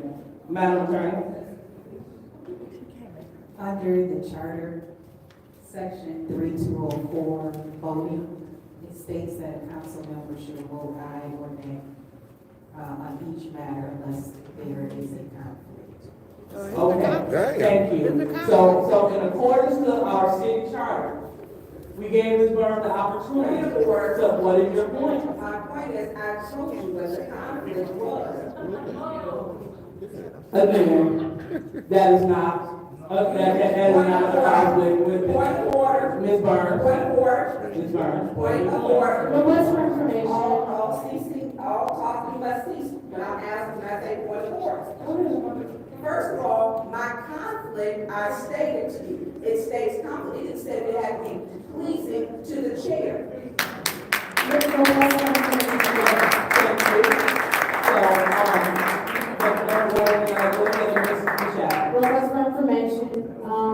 to the chair, my colleague in the 6th Ward stated she had a conflict of interest. She stated that her conflict of interest was that we are in court for this matter. Is she in court for this matter? Could you say that one more time for clarity? Yes. Our colleague in the Sixth Ward stated that she had a conflict of interest, and she stated that we are in court for this matter, meaning the third ward vote that took place prior to today. Prior to today. Does that mean she is in court for this matter? All right, so I'll let the council in the Sixth Ward answer this question. So let me provide clarity from our conflict. One, because we did arrive at 5 votes. We have attorney-client privilege, which is with Mr. Attorney Gilbert, where he has looked at the videotape and the evidence. And so we're going back to court. We had obligation by the court to, if we reached 5 votes, and according to the video that he viewed, which we still are in court, they haven't released us yet, where the Ethics and Accountability Board has taken the council. We are split into 2 different, you guys have Mayor Wolf, we have Attorney Gilbert. At this point, we had to satisfy the court with 5 votes. We attained that, and it's going back to court. So there's a conflict for me to vote when I have been dealing with our attorney. So I'm going to keep voting. It's conflict, because it is. Okay. So,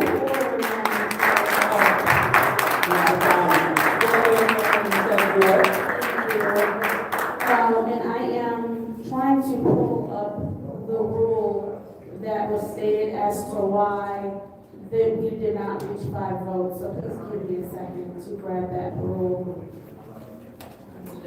so while you're waiting, I'm going to go ahead and defer as well to our city attorney as to the conflict and vote. She just, man, this girl is as silly as a door now. Do she know conflict? She don't get it. Damn. Is she trying to change the rules? Yeah, she trying to change the rules. She wanted to read for what she wants. Madam Chair, Go ahead. according to Rule 9.7, changing one's vote, a member has a right to change his vote up to the time the result is announced by the chair. A request to change a vote after the chair's announcement requires unanimous consent of the body without debate and may only be made immediately after the chair's announcement. Per our last meeting, the chair did not announce a roll call before our colleague changed his vote. You stopped it. Okay, thank you. And nor have this body been notified of any lawsuits at all. And so when we say conflict, I want to be sure that we're clear of what we mean when we say conflict. So Attorney Gerald, please define conflict of interest. Does she know what conflicts is? Madam Chair, under the Charter, Section 1602, there lists a numerous amount of conflicts, so disclosures that need to be made, so. Hold on, she's talking. So did you finish? Yes. Okay, go ahead and fight. So is Ms. Burns' conflict valid based on what you agree in her interpretation of conflict? Absolutely. I will look through it, but at this point, I don't see why it's not. She feels she has a conflict, she's disclosed what it is. I think there's somebody in your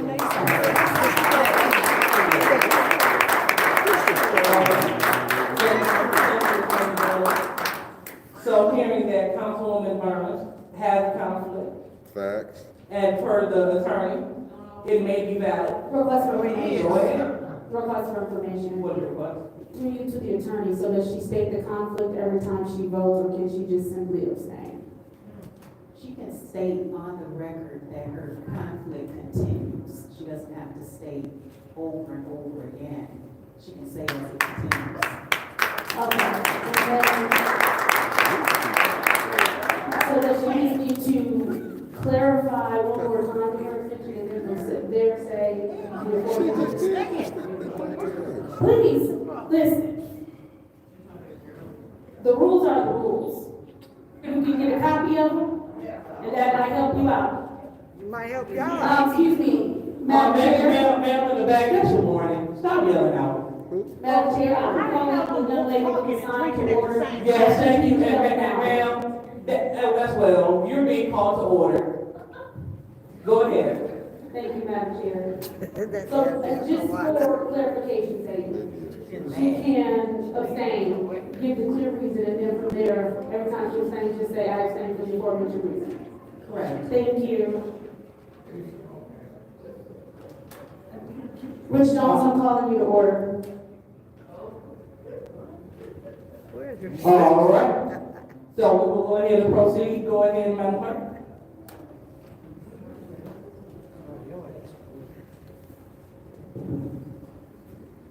Round 154. What do you want? Based on the seven words, reading of that, the chair should read the roll call after you vote.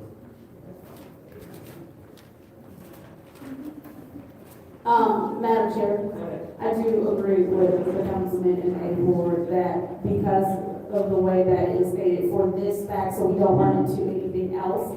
After we do the roll call vote, the clerk should say the voting tally for each person, and then the chair should explain, should also repeat the voting tally. Not a problem. Thank you. Go ahead. There's so many clown stuff on this. This is Round new. 154. Mr. Allen. He ain't saying which. Lewis. Nelson. Ms. Priestley. Ms. Johnson Carter. Bixby. Ms. Burns. Diane. Ms. Michelle. Nelson. Mr. Pfeiffer. Mr. Jarrett. That's 4 votes for Mr. Nelson, 2 votes for Mr. Lee, 1 vote for Mr. Miller. 4 for Nelson, 2 for Big Levy, and 1 for Dillon. Round 155, Ms. Lewis. Nelson. Ms. Priestley. Nelson. Ms. Murphy Carter. Bixby. Ms. Burns. Diane. Ms. Michelle. Mr. Pfeiffer. Mr. Jarrett. Mr. Alden. 4 votes for Mr. Nelson, 2 for Ms. Levy, 1 for Mr. Dillon. 4 votes for Kerry Nelson, 2 for Big Levy, and 1 vote for A.C. Jones. Round 156, Ms. Priestley. Nelson. Murphy Carter. Bixby. Ms. Burns. Diane. Ms. Michelle. Nelson. Mr. Pfeiffer. Mr. Jarrett. Mr. Alden. Ms. Lewis. Nelson. 4 votes for Mr. Nelson, 2 for Mr. Levy, 1 for Mr. Dillon.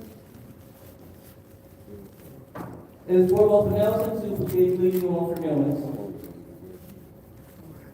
157. Murphy Carter. Bixby. Burns. Nelson. Michelle. Mr. Pfeiffer. Mr. Jarrett.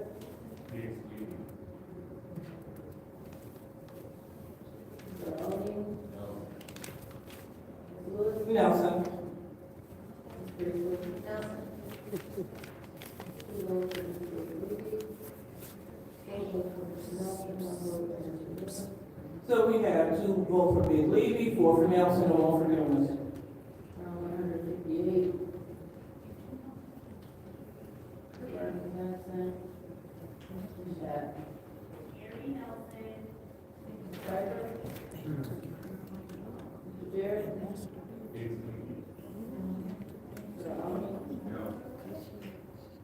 Lewis. Nelson. Priestley. Mr. Carter. Bixby.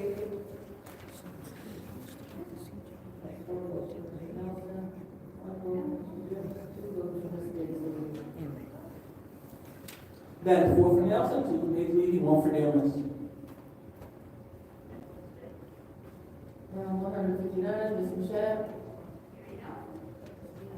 Pfeiffer? Mr. Garrett? Mr. Allen? Ms. Lewis? Nelson. Ms. Priestley? Nelson. Mr. Carter? Biggs, baby. Mr. Jackson? 4 votes for Mr. Nelson, 1 vote for Mr. Dumas, 2 for Ms. Biggs. 4 votes for Nelson, 2 for Biggs Levy, 1 for Dumas. 160. Mr. Pfeiffer?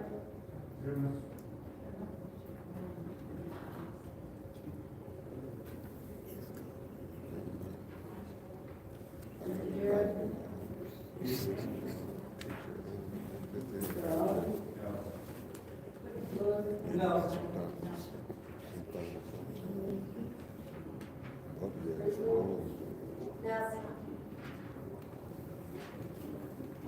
Mr. Carter?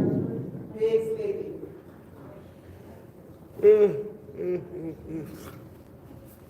Mr. Shaw? Nelson. 1 vote for Mr. Dumas, 2 votes for Mr. Levy, 4 votes for Mr. Nelson. 4 votes for Nelson, 2 for Biggs Levy, and 1 for Dumas. 161. Mr. Jarrett?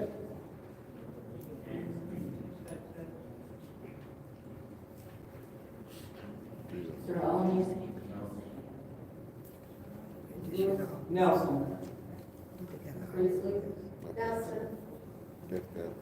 Mr. Carter? Biggs, baby. Ms. Shaw? Nelson. Mr. Pfeiffer? 2 votes for Mr. Levy, 4 for Mr. Nelson, 1 for Mr. Dumas. 4 votes for Gary Nelson, 2 for Biggs Levy, 1 for Dumas. 162. Mr. Allen? Lewis? Nelson. Priestley? Nelson. Mr. Carter? Biggs, baby. Mr. Shaw?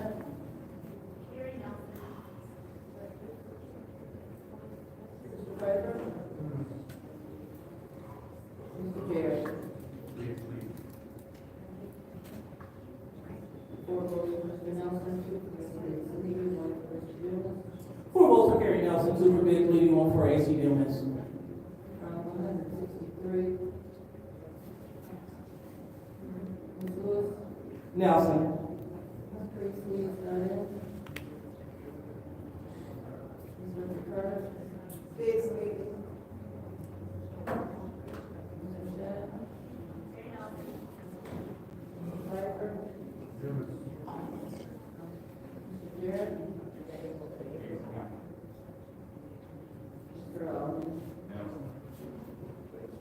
3 votes for Mr. Nelson, 2 votes for Mr. Levy, 1 for Mr. Davis. 3 votes for Gary Nelson, 2 for Biggs Levy, and 1 for Dumas. Round 164.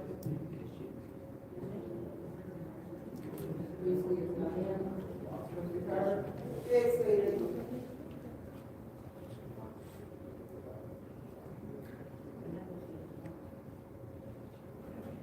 Mr. Shaw? Mr. Pfeiffer? Mr. Jarrett? Mr. Allen? Ms. Lewis? Nelson. 2 votes for Mr. Levy, 1 for Mr. Dumas. 3 votes for Nelson, 2 for Biggs Levy, and 1 for Dumas. Round 165. Mr. Carter? Biggs, baby. Shaw? Mr. Pfeiffer? Mr. Jarrett? Mr. Allen? Ms. Lewis? Nelson. Priestley is not in. 2 votes for Mr. Levy, 3 for Mr. Nelson, 1 for Mr. Davis.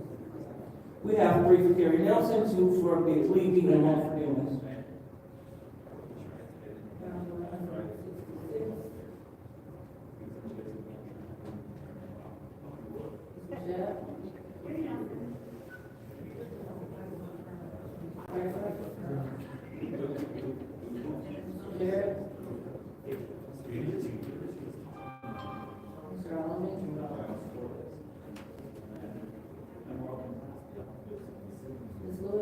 Nelson.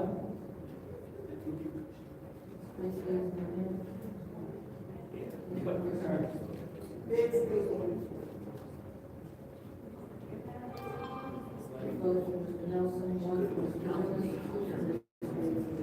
Three for Nelson, 2 for Biggs Levy, and 1 for Dumas.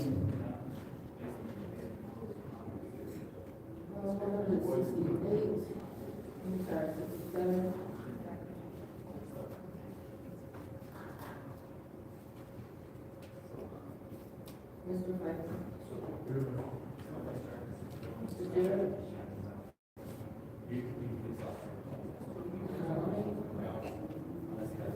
Nelson.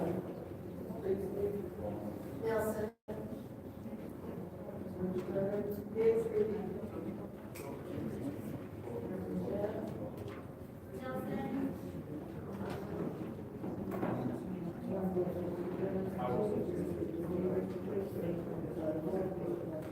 We have 4 for Carrie Nelson, 2 for Biggs Levy, and 1 for Dumas.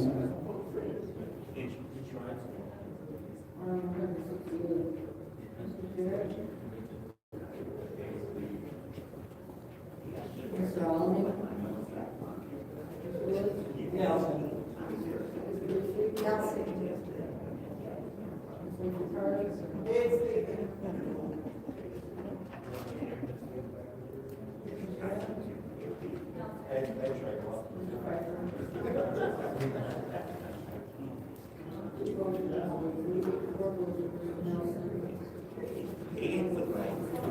Four votes for Nelson, 2 for Biggs Levy, 1 for Dumas. Go ahead, Ms. Pfeiffer. Motion to table for the next council. Support. All right, there's been a motion to table the 3rd Ward appointment to that councilman meeting, supported by the councilwoman in the 4th Ward. A roll call, Madam Clerk.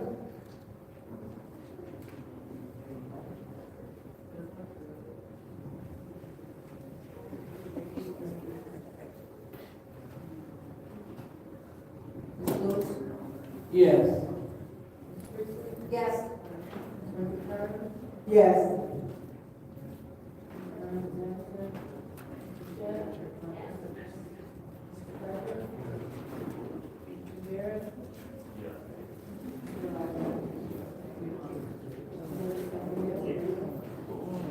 The vote is 7 yes, 0 no. The 3rd Ward appointment has been tabled to the next council meeting.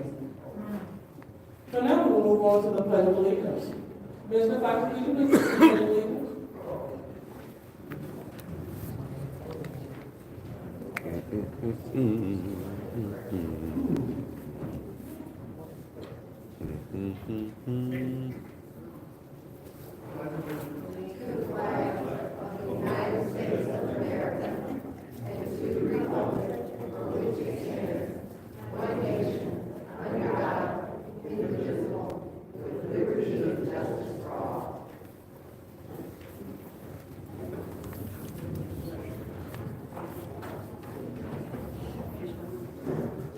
All right, so now it's time for the prayer of blessing. But before we do that, we would like to acknowledge anyone that would like to pay homage to someone that passed on. Yeah, anyone? Madam Chair. Go ahead, Ms. Winfrey Carter. I would like to have a moment of silent prayer for the family of Mr. Mary Todd Miller. He was a Fifth Ward constituent. We're gonna miss Mr. Miller deeply. So a moment of silence for his family. All right. Anyone else? All right, since that there's no one else, I would like to acknowledge a near dear friend of mine, Ms. Latoya Johnson, and her family. All right, and so, as I move to the prayer portion, I would like to ask a member of Bethel if they would like to come up to the lectern and lead us in prayer for our Oh meeting. my God. Oh my God. That's where it get wicked at. That's where it get We all wicked. I ask for one prayer. Our Heavenly Father, thank you in the universe. Once again, we come before you and say thank you for allowing us to see one more day. Be one more day. We ask that you put an anointing on every family that's represented here tonight. That you put a hedge of protection around every family that's here tonight. And that you allow us to do the goodness of the good of the city. All these things we ask in the Son of Jesus' name. Amen. Next is, thank you so much. Next is the reading of the Shorty Park City Code subsection. Any person that persists in disrupting this meeting will be in violation of the Flint City Code section 3110, disorderly conduct, assault a matter of disorderly persons, and will be subject to arrest or misdemeanor. Any person who prevents the peaceful and orderly conduct of any meeting will be given one warning. If they persist in disrupting the meeting, that individual will be subject to arrest. Violators will be removed from the meeting. So now it's time for the request for changes to the, for agenda changes, or any additions. Do you have any changes to the agenda? Madam Chair, Go ahead, Karen. I would like to move that, for appointments in the agenda.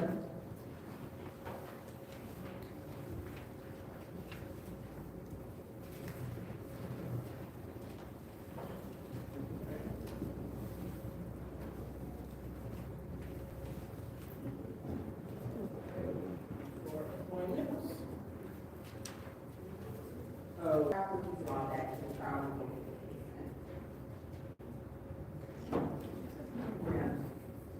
All right, any more?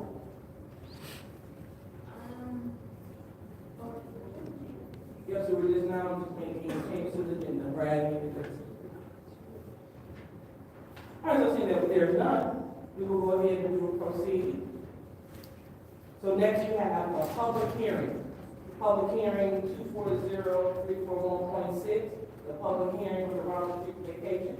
So before we move forward, City Attorney, could you please give us a little bit of information about the public hearing?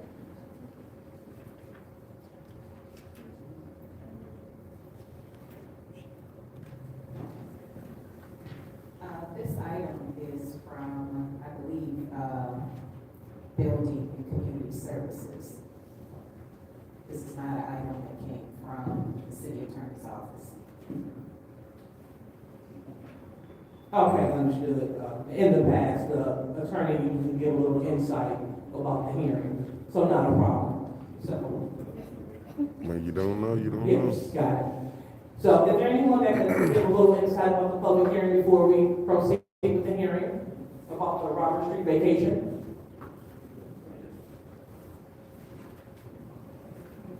Hey, you gotta come straighten it out.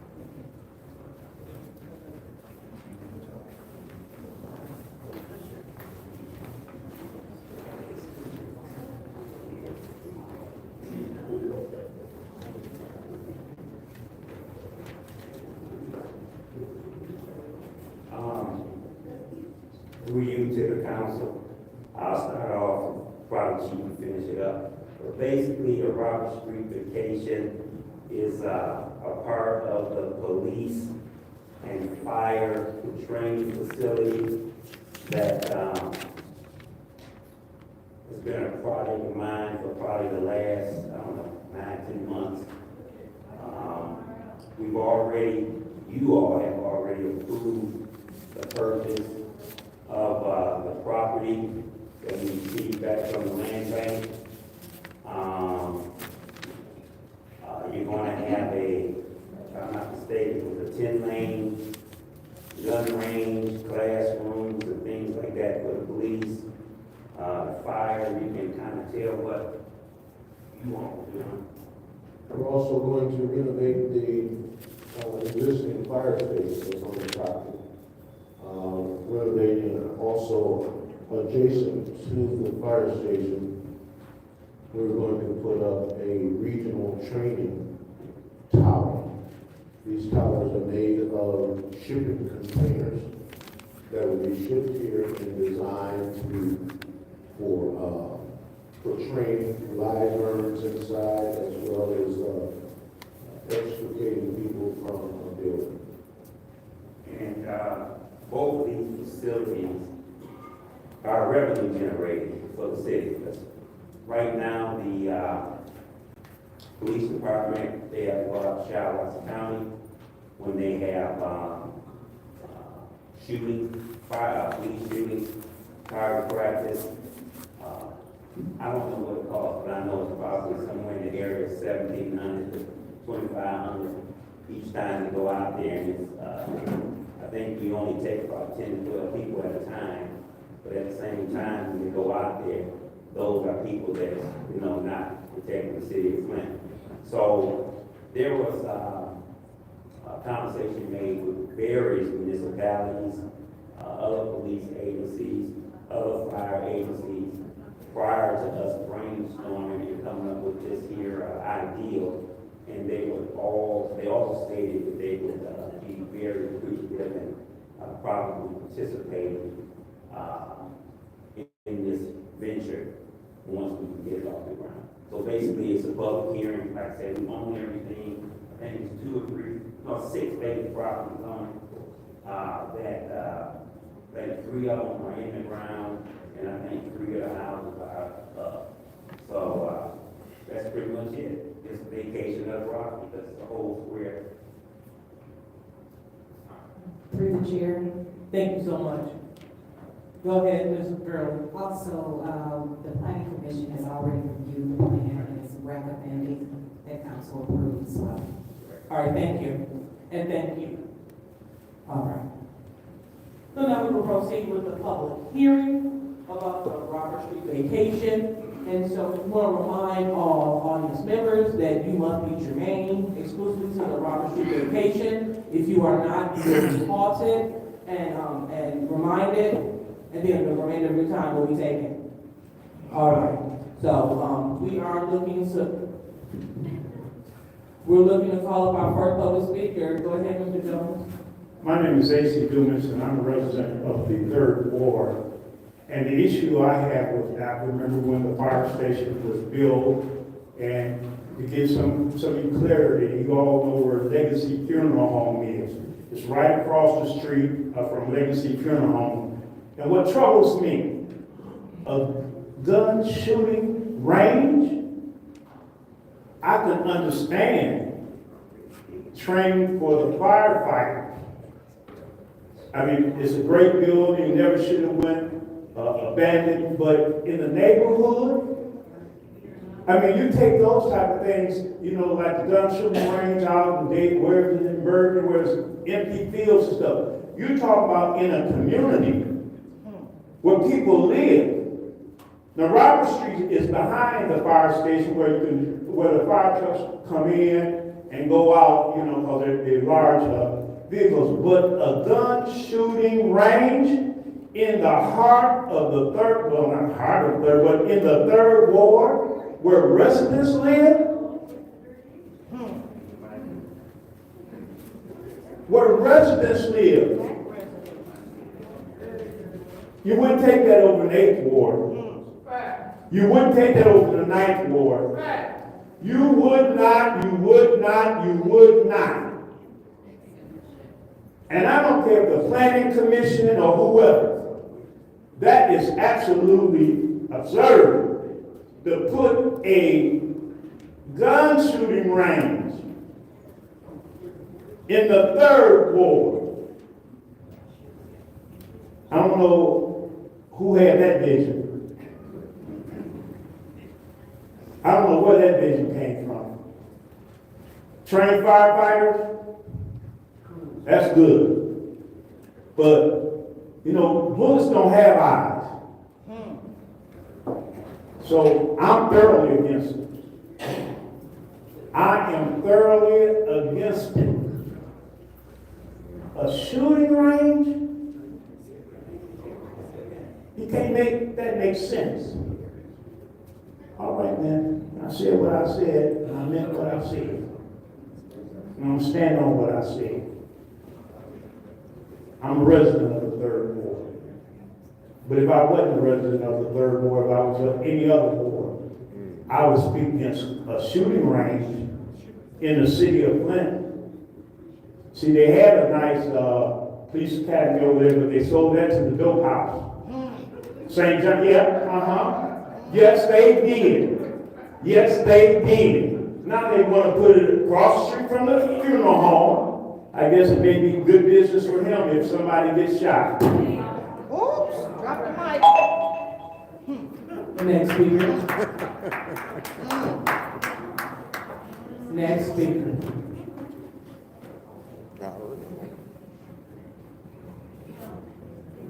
Hello, I'm R.L. Mitchell. Speaking to this, all of a sudden, this gun range and fight stuff, right in the middle of third ward, we ain't got no third ward councilman yet. Yeah. And about that might be early hospital, trying to get all the doctors that they got away with the operation, and then everybody gonna get, then they introduce gun shield. First time I was introduced to gun shield, I didn't know what that stuff was. I was working at truck assembly. And my committee man, I said, hey, because these people keep coming to us about people over there that gold. If you don't pay that debt, let's pay it. But I found out with some little junior high and select that do it to me. A little girl being that charge all kind of stuff. And they showed me the name, Dr. Cruz, do something about this. They said, look, sir, if you want to continue to work here, you can work here, but you ain't getting no money, no check. I said, bet, you watch and see. I'll do, you think, just like that fighting in the two doctors who up here 3 weeks ago. One of them was a fight chief. He was on public TV, he said people in Flint is terrorists. And nobody checked him about. That's why he put the stuff in the third ward and they listen to everything that little black dude with that head teller dude talking about. Every time some black talk about me saying we liars, hanky head, Negro, stuff like that with that piece. But then Mr. Mitchell, stage your name to the Robert Street vacation. Hey, you taking my time, please. Like I said, like the Robert Street vacation. In Flint, and they told me to pick a lawyer, sir. A white one or one Robinson. I think it's a white one, Big Robinson. Because he's black. I said, because he's black, that's what. And now the dude, I got all, he lost all my practice, but I still kept him. And you see what they do with black people in Flint? The bulbs over there with TV5 right now. That spot right there. They tore it down. And that girl, I was saying married the girl when I was 13 years old. All right, thank you so much, Mr. Mitchell. That's your time. Have a seat. Hey, watch out. Mr. Mitchell, that will be your first warning if you proceed. So have a seat. That is your time. Thank you. Next public speaker. Question in regards to the gun range. Normally gun ranges are on the outskirts of the country and the city. So the noise, if they're gonna, I just wonder if they're gonna be using gun rounds or live rounds. And if they're gonna be doing this, I know they mentioned containers. If they're gonna be the residents, the noise, the shooting, if they're gonna be using live rounds outside. There's homes over there, so they definitely be hearing that. So I don't know if anybody's actually checked that to see if they have or not. Thank you. Next speaker.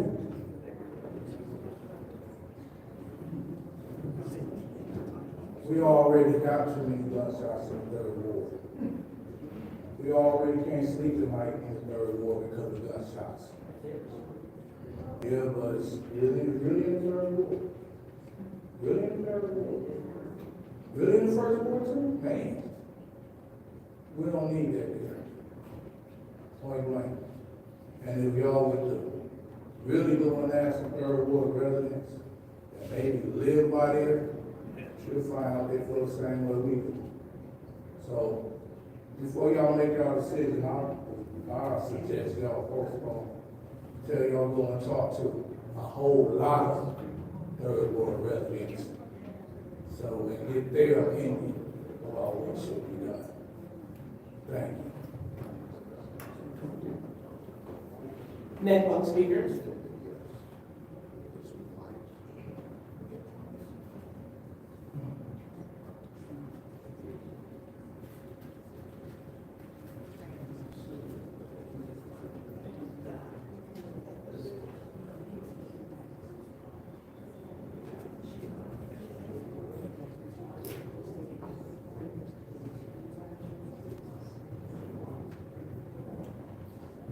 So, one more call for speakers. Okay, seeing that we don't have any, this public hearing is now closed. Madam Chair. Go ahead, Mr. Piper. Motion to adopt 240341.6. All right, motion for us to adopt resolution 240. Wait a minute. Hold on. So it is, motion for to adopt this, resolution 2403411.6 by the company 84, supported by the company 74. What are your requests? Did you know that the .6 is the hearing and not the actual resolution? We can adopt, make a motion to adopt that resolution. But that's not the right resolution. Okay, so what we do, we just pause, we defer to the clerk. So, Madam Clerk, is it possible, is this the correct resolution number for us to adopt, 2403411.6? Point 6 refers to the public hearing. Motion to adopt point 1. So you said there's a motion to adopt point 1? All right, so when we say point 1, we're talking about 2403411.1? And I heard support from, all right, from Ms. Priestley. All right, any discussion? Go ahead, Ms. Burns. I do want to, Mr. Taylor, and Mr. Walking, for adoption of this to the Robert Street, which is, I know Mr. Dumas and people are concerned. This is a state-of-the-art facility. The state-of-the-art facility is indoors. It is a revenue, and you will receive revenue. Currently, our Flint police officers they're not in even our county. They go to Shiawassee County to make sure they're certified. And that was a word that we were looking for. Their certification, they have to shoot so many hours. And with the shoot so many hours, it has to be certified. Also with the fire training, having it to be a state of the art, it will make sure that with the training and then the hours that they have continued education for police and fire, that it can now be done in the city of Flint. They can remain on duty along with the fire department. They can take the whole truck, who's over on that truck, over into the facility, and so can the officers. So to keep more officers in our city, I am supporting this. It is an inside gun range. I shoot. I go to inside gun ranges. I do. You know, and it's safe. We have one in the 8th ward, Sapanic. And that's where I got mine from. In Sapanic, that's where I go. And you don't hear it. You don't hear it. It's secure. It's the materials. And with having this, it is a revenue. It is a revenue. It adds to our revenue. And instead of the art, it would be nice to have. We have a difficult time maintaining our police and our fire, because once they get the experience, they take that experience over to other municipalities and they get a bonus and they leave. So I am in support of this and keeping they don't travel all the way to Shiawassee County to keep their certification. So I support this. I support this project because one thing with public safety, we know that our community is changing, especially right down there. And I think that's the end of it for Buick, where the Ashland Cap, I think that's their last building will be built down. It's will be commercial, but it's indoors. The proper materials will be used, and we have inside gun shooting ranges. Now, some out in the, if you go to Williamston and some of the others, you can go indoor or outdoor. This one is solely indoor, solely. And so I do support this. Is there anything you'd like to say, Chief? I'm a real good shot. People say because of my ex I was, but no, I'm a real good shot. I don't want nobody shooting at me, and I don't want to shoot at them. But as you saying, I failed to state that it was indoors. It is, the state of the art. It's even to the point where, the lead, they'll be able to collect the lead and turn around and sell that, you know, to people, that, other gun people that make, bullets. So, you have one, as you said, you have one on 12th and Benton Road. You had the old one out there on Center Road by 4th Street. And then you have the one right there on Linden Road across from the Genesee Valley. And all my years as police in Los Angeles, for the Los Angeles Police Department, like you say, you have indoors and you have outdoors. And so we do have one so that people will not, the one that it costs too much money in the police department. Correct. There is one, has been one since the building has been built, that is here, but it is out of date, it's not safe, and so it is a need to have it, because it used to be here, when we had approximately 250 police on the street. And so keeping this here is crucial. It's crucial to the safety of our street. We know that people around here, everybody carry a gun. Open carry is the new thing. You don't even have to be licensed. So I am supporting this. And the question is, will there be live ammunition? Yes, there is live, rounds that you shoot. And we already have it. This will be in compliance with every state, federal, and local law, and it's a convenience that we need in this city. Anything else that y'all want to say? All right, thank you. All right. Go ahead, Ms. Bishop. This is just real quick, in regards to the indoor shooting range. You can't hear outside. You're nothing. They would not even know people were indoor shooting if they lived next door to it. If you want any confirmation of that, Williams has one of the toughest, the most up-to-date shooting ranges in this county. You just drive over there and go to the store. You're inside the store and you're outside. Anyone else in the first round? No one else in the first round? I'll go ahead and take my time. I do not want to be holding the city back. Well, if you go over to the third ward, because that's where I serve and where I live, that corner is empty with high grass all the time. So when I hear people say that they don't want it and it's not a good idea, it is way better than what's going right there. We have an abandoned fire station that they're repurposing. There's not even really any neighbors over there. There's none. And across the street we have a couple burnt out houses. These dollars are being used to develop an area. And this area they're developing is going to bring in income revenue. So instead of us going to Shiawassee, we can stay home and then Shiawassee can come to us. Other people can come to us. The move that we're making sure that we're moving into the new century, making money, and helping to aesthetically beautify these areas. For too long, other places have been getting this kind of investment, this kind of good traffic. And on the north side, we're stuck with garbage. We're tired of it. And so this is a positive step in the right direction. They have these ranges, just like Councilwoman Bernie said, over there on that 12th and Flint, they have that. We want to make sure that we have something on the north side.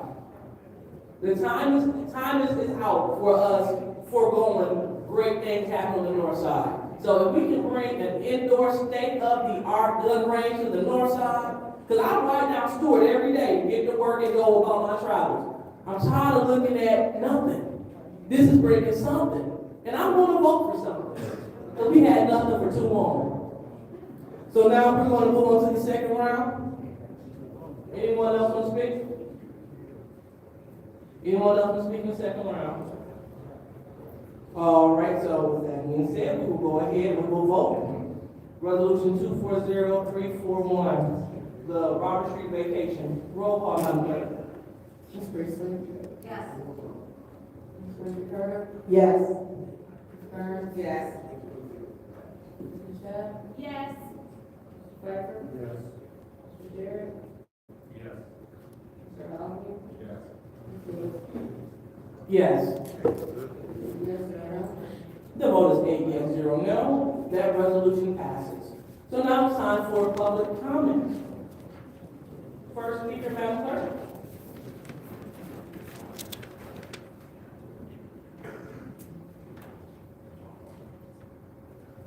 The first speaker is R.L. Mitchell.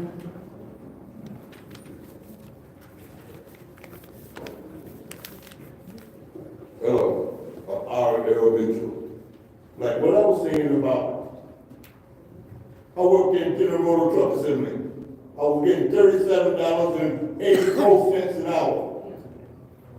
You didn't know I was getting that much back, way back in 73, 74. 4 years straight, I was getting that much until they said, sir, we got a situation down there. I said, ain't nobody gonna take my, they said, I said, gun shield. Gun. And they tried to have money all in the bank down Michigan National Bank. And then all of a sudden, they said, you gotta come and get all this stuff out of the bank, sir. That's when they really chased back. Because we gonna gun shield all this. We ain't doing that. Just like that damn truck over on Ballinger Road, up in that preacher woman church. He said something, she snatched the phone out of his hand, and he ran out of the church. He knew all this Jamaican cops on motorcycles, the black ones. And I was just getting out the bus coming in, and they looked at me like, I'm the one who's got. So I got to run back down, and he was looking at me in my eye after I was going, like a drunken clown. And that's just like, looking like the fighting man in that truck that looked worse than the clown, but standing up here talking about a gun, and you, second war, talking about nothing but bushes, brutality and stuff, going by the kitchen every day, getting to work down here. Thank you, is. Answer that for you. Hello? See? And then third, fourth ward, talking that stuff about you won't even go see it and shots and all that junk. They got bullets can go through steel walls, steel bullets and all that junk. And we over there living up only half a mile from that junk. Just because you talk stuff, with a forked tongue, act like you for the dope boy, something you can smell it a mile away across the river over on the east side. Took it over the whole thing down. That's where the police used to practice in the old place where the dope boy got down. Think you take it over. The black people ain't never lived over there before and all that. You go over there reminiscing, they said, what you doing over here? They said, get on the ground. They said, what's your business? I was a stylist. Like I said, here, tell a stylist, snatch, copycat, a stylist, snatch, I don't get that done or not. Like that General Motors talking all this stuff in the people like they don't got, put it up. And you up there, they get people like you talking for you in the shack. When I said something about a doctor, you up and go, shack, fuck you, who you thinking? What you looking at? What you looking at now, nigga? What? And who's your best anyway? You know anything about the best of Reverend, look, all that junk. All right, next public speaker. The next speaker is Rose Morrow.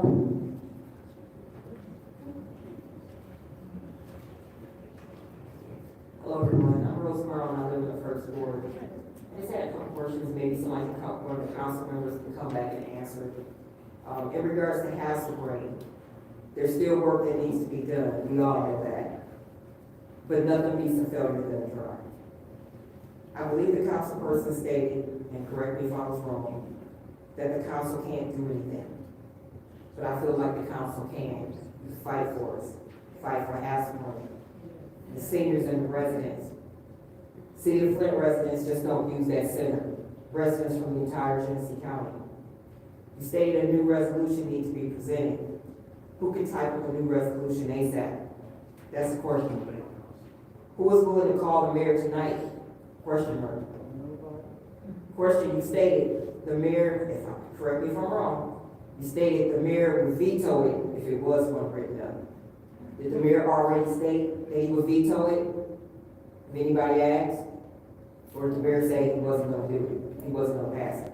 So correct me if I'm wrong, but if you guys could please help pass the brain, I would appreciate it. In regards to St. Mark's, I'm respectfully asking the council to put it back on the agenda for the next council meeting.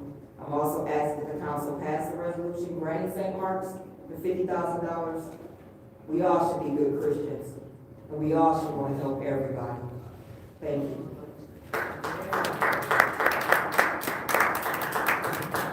Next speaker, Madam Clerk.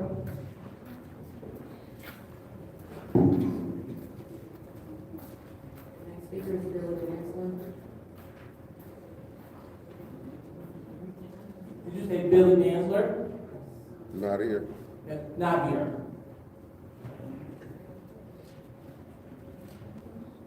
Next speaker is Ms. Taylor. Not here. Oh, she's going as well. Harold Woodson.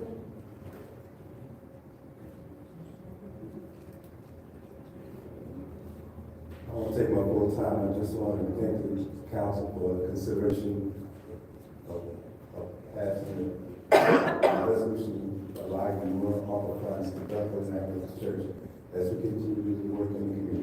Thank you.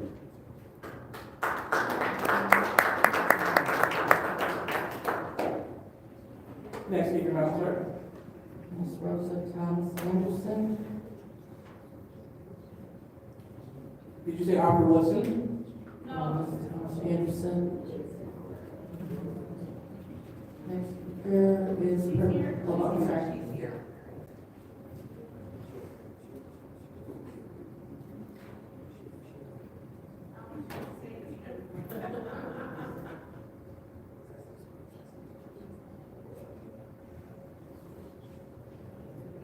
I went to hear it, but I don't hear. I'm sorry. Now I'm just going to be talking about Bethel and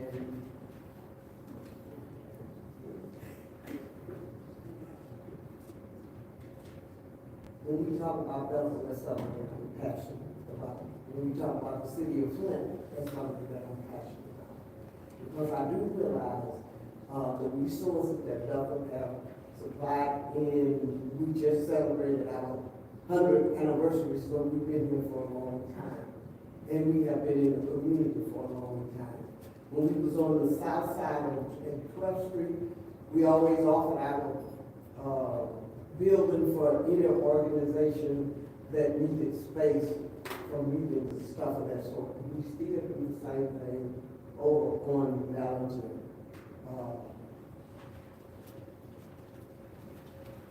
Okay. I was trying to think of something that we could talk about there. I know that we told you that we do the closing and rating. We also co-sponsor a lot of the activities that we do. We have volunteers that do the work. We work with Catholic outreach during the month of June, July, August, and if the weather permits in September, we will closing away in our parking lot because that's something that is needed in the community. We always look for the things that the community needs to see how we can supply. Did I answer the question?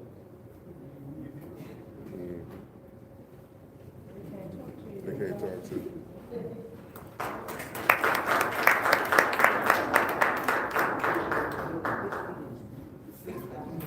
Next speaker is Percy Knapp.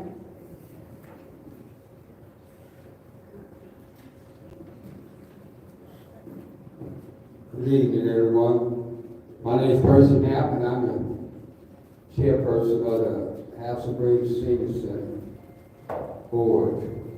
And I just want this directed to Councilman Alameen, explain to this council why you can't put a motion on the floor to bring that lease back to this council. We agreeing that we signed that lease, we want to try to comply to the lease. We want to bring it back so we can go forward from there. And plus, with the misinformation that you said, the city council was the one that shot down your proposal with your monies, not Hassel Green. Because they were saying that was like Robert Paul would play Peter. Stuff like that, but that's misinformation. If the mayor don't agree with this, will somebody talk to him? We signed this lease. What we asking is to bring it back to the floor. Explain why you cannot put a motion on the floor to review this. That's what's puzzling me. That it can be did. All you gotta do is put the motion on the floor. And we go from there. We suggest we bring the lease back. Because we signed it. The mayor was in agreement with that. So I don't know what happened here. On that, so you went through the community and spoke with some people. They was complaining about the people that was running Hassel Green. I'm willing to say it wasn't no more than 5 people. The same ones that complain all the time. They always want to have their way. I don't think it was the community as a whole. But I charge you to put this motion on the floor. To bring this lease back before this council. If the mayor don't agree with it, somebody talk to him. If what he says about the lease, that they can't bring it back, I want somebody to explain that to me why they can't. That's what I have.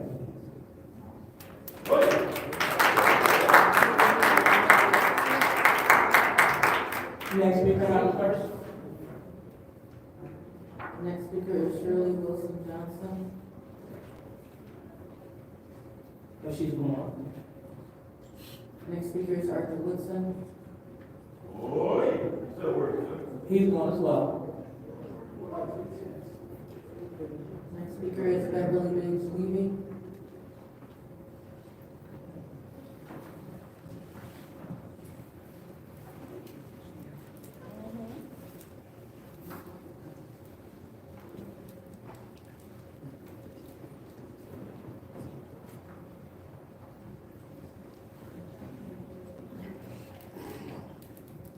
My name is Beverly Biggs Levy. I'm in the 3rd Ward. I'm sitting here thinking today that in November, I won the election. But you were going around telling people don't vote for the 3rd Ward because of the mere fact that y'all wasn't going to make it no good, as I would say, it's no good, didn't count. Then, looking last week, Leon said my name. He was the first one to say Beverly Biggs Levy. But then you look at him like you had lost your friendship. Julie looked at him like, what the heck?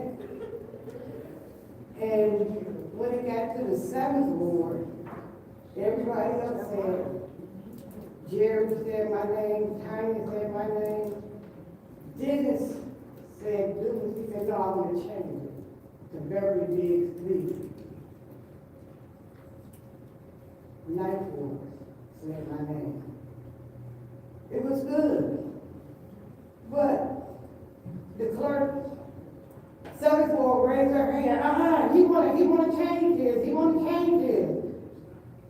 Like, I'm looking at you, Tanya, like you said, this is the 2nd time I was elected. And they took it from me. The 2nd. And the devils can't look up because they know they're wrong. them three devils, they know they're wrong. Candace made him change his vote. Made him change it. She didn't ask him, she made him change his vote. Like they say, roll back the tape. That's what needs to be happening, rolling back the tape. You can see how much, I got 57 minutes, keep looking up there, the data. And like I said, what I can say behind somebody's back, I can say it to their face. LaShonda, she's here now.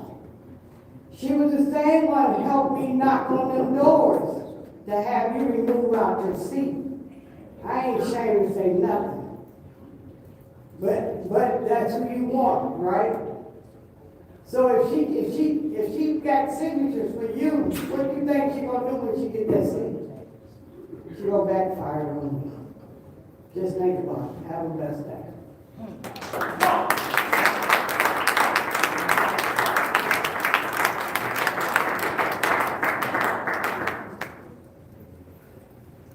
The next speaker is Sandra Jones. Yeah. So she's on the phone. So hearing that was the last public speaker. Correct, that was the It was not?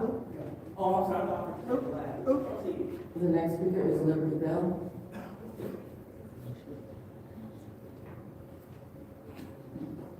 Hi, Council. My name is Liberty Bell, and I'm in the First Ward. I would like to say Happy Black History Month again, and I would like to talk on behalf of the Third Ward seat.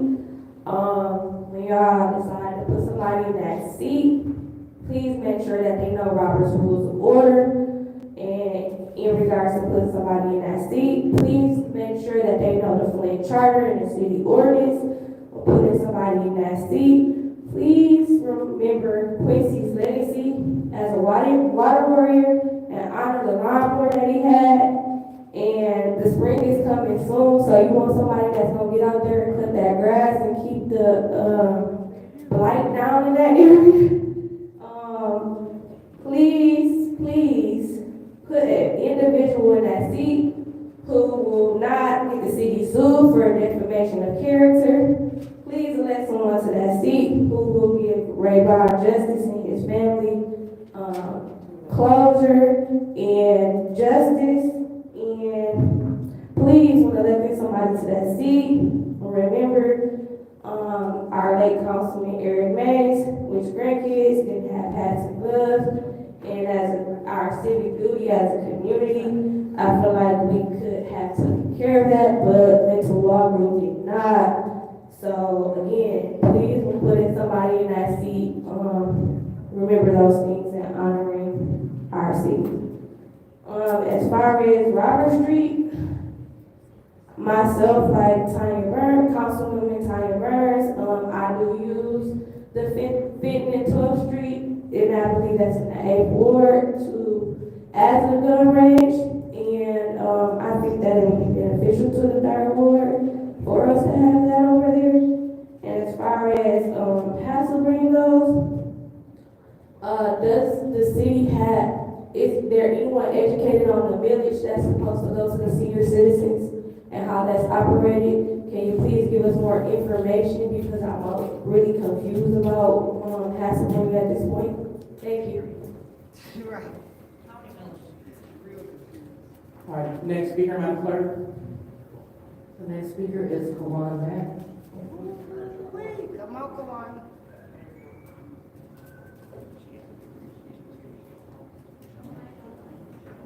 Coffee cup. Boy, I couldn't wait tonight. Leon was over there rocking and rolling. And see the Rich Jones, big, 10 minutes, he didn't know what happened. When Shaq almost shat on herself. And Judy, I thought you was gonna throw up, you looking so sick. They was gonna have to look at them books. Look at them books. But I want to get back on Leon. He was on the podcast, said people was telling him they tired of the circus down here. Well, it seemed like you ran to join this circus down here. Dun, dun, dun, dun, dun, dun, dun, dun. Come down here and be on the board if you want to kick the singers out of Hasselbrand. If you want to sell people that bought their house in the land bank, now they got a landlord. Yeah, like I said, Leon, you probably got a whooping last week, didn't you? Hey, he's sitting up tall, everything. But I say, hey, the city needs to get our pipes fixed, this water. We shouldn't be paying for poison water and buying clean water. I just say, hey, 1, 2, 4, and 7 can get in that trash can that says Mayor Neely, Flint Strong, and roll right down the Poison River. And I'll see y'all next week.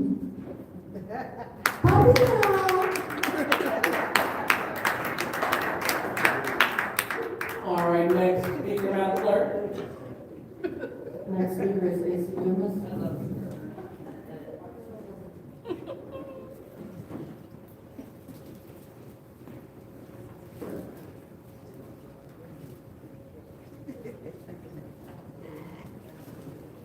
Again, my name is A.C. Lewis, and I do reside in the 3rd Ward for 42 years. I live where I say I live. I took an oath to the clerk not to purge myself. I live on Rankin Street. I want to say this about the gun range. I said what I said about the gun range. Indoors, outdoors, whatever. I don't support the gun range in the 3rd Ward. I do support the vacation of Robert Street for the fire department. And I explained that to Chief Wiggins. I remember when the fire department was built. I want to address 4th Ward Councilperson Priestley. Ms. Priestley, I know Robert's rules, order, better than you and probably anybody sitting up there. Because you said you wasn't going to vote for me. That's good. I accept whoever don't vote for me. Because I didn't know Robert's rules of order. Well, most people know that I have been president of organization, the largest organization, civil rights organization in the world. And we're guided by not only what our rules are, but Robert's rules of order. I know the council rules. And the person want to know why it can't be brought up because the goofy council rule says this: only a chairperson can bring a resolution, or the city, or the president, or the vice president, or the mayor. So Mr. Leon Alamein cannot bring a resolution up. That is the goofy council rules. So I know the council rules, Ms. Priestley. I know Robert's rules of order. And as I want to support Brother Woodson, and I didn't know who he was, but Brother Woodson, public servant. Did you all know he was president of the Board of Education? A whole lot of stuff y'all don't know that I know. And of course, Bethel, I support Hasselbrand, I support St. Mark's, I support a lot of good things. I've been around. I've been around before all of you all. I know the council. I am other than Wilbur, Papa Jared, Effie's what? Baby boy, have attended more council meetings than any of y'all collectively.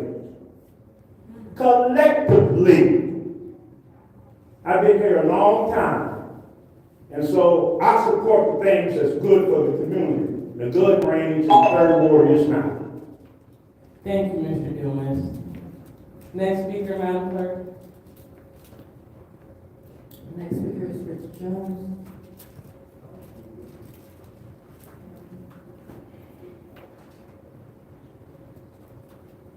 Part of being a man is admitting you're wrong. And I was wrong when I was, talking about that on government. But I still say y'all should talk to the residents in that area. Still stand on that. Very, I thought that issue with every kid globally, when it was put on Facebook, and social media, that was a while ago. But tomorrow, the kids will have them coaching shoes, so don't even worry about that. I really thought it would go without my bad. So, now another thing I'm not going to backtrack on is my stance about Ray Vaughn. He was shot in his back 6 times.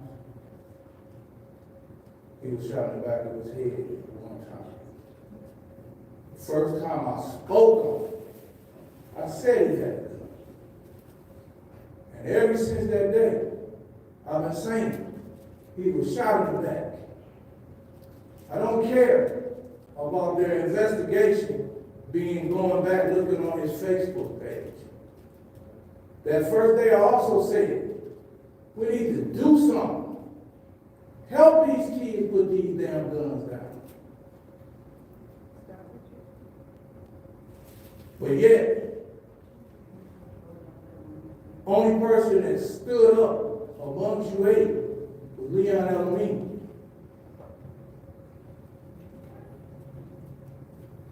Some of y'all spoke out finally after Danny Nelson made her, I don't got nothing good to say about that. That was horrible.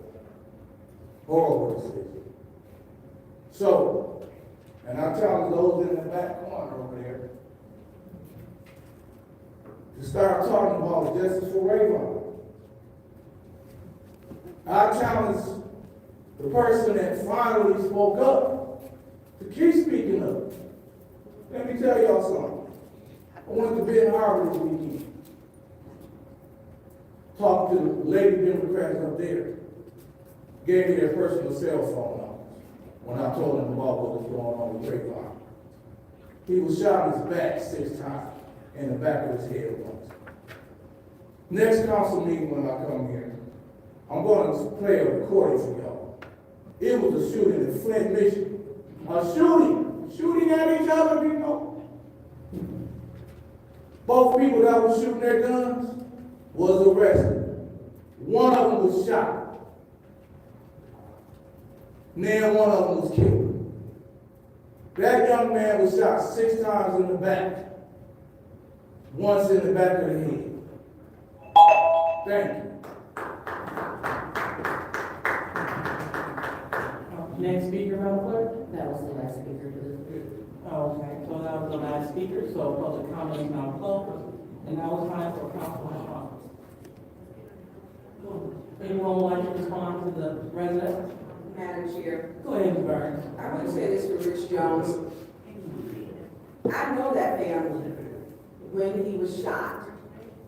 And I unfortunately had to keep track of all the shootings that we have had with the 10 or 11 children that were shot last year in the city of Flint. I've spoken, I'll continue. My voice was publicly silent because a month before, there were some issues with him, and I didn't want that to get out there. I didn't, where a gun was pulled on a senior, where some more issues. And so sometimes we have to stay in the background and let the police do the investigation. Now that the investigation and the Attorney General has spoken, it's now my time to speak. It's an appropriate time. Do I feel someone running away, being shot in the back? They said he had a gun. I haven't seen the video. I did FOIA for the video. I haven't received it. Because when you get out here and make these accusations, there's the lives of everybody. And the mother, Tasha, is going through enough for me to put bad information out there.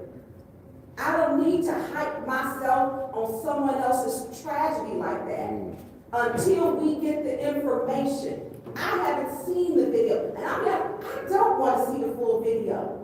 The little snippet and clip of it when I know someone is running and is shot in the back, that's trouble right there for me.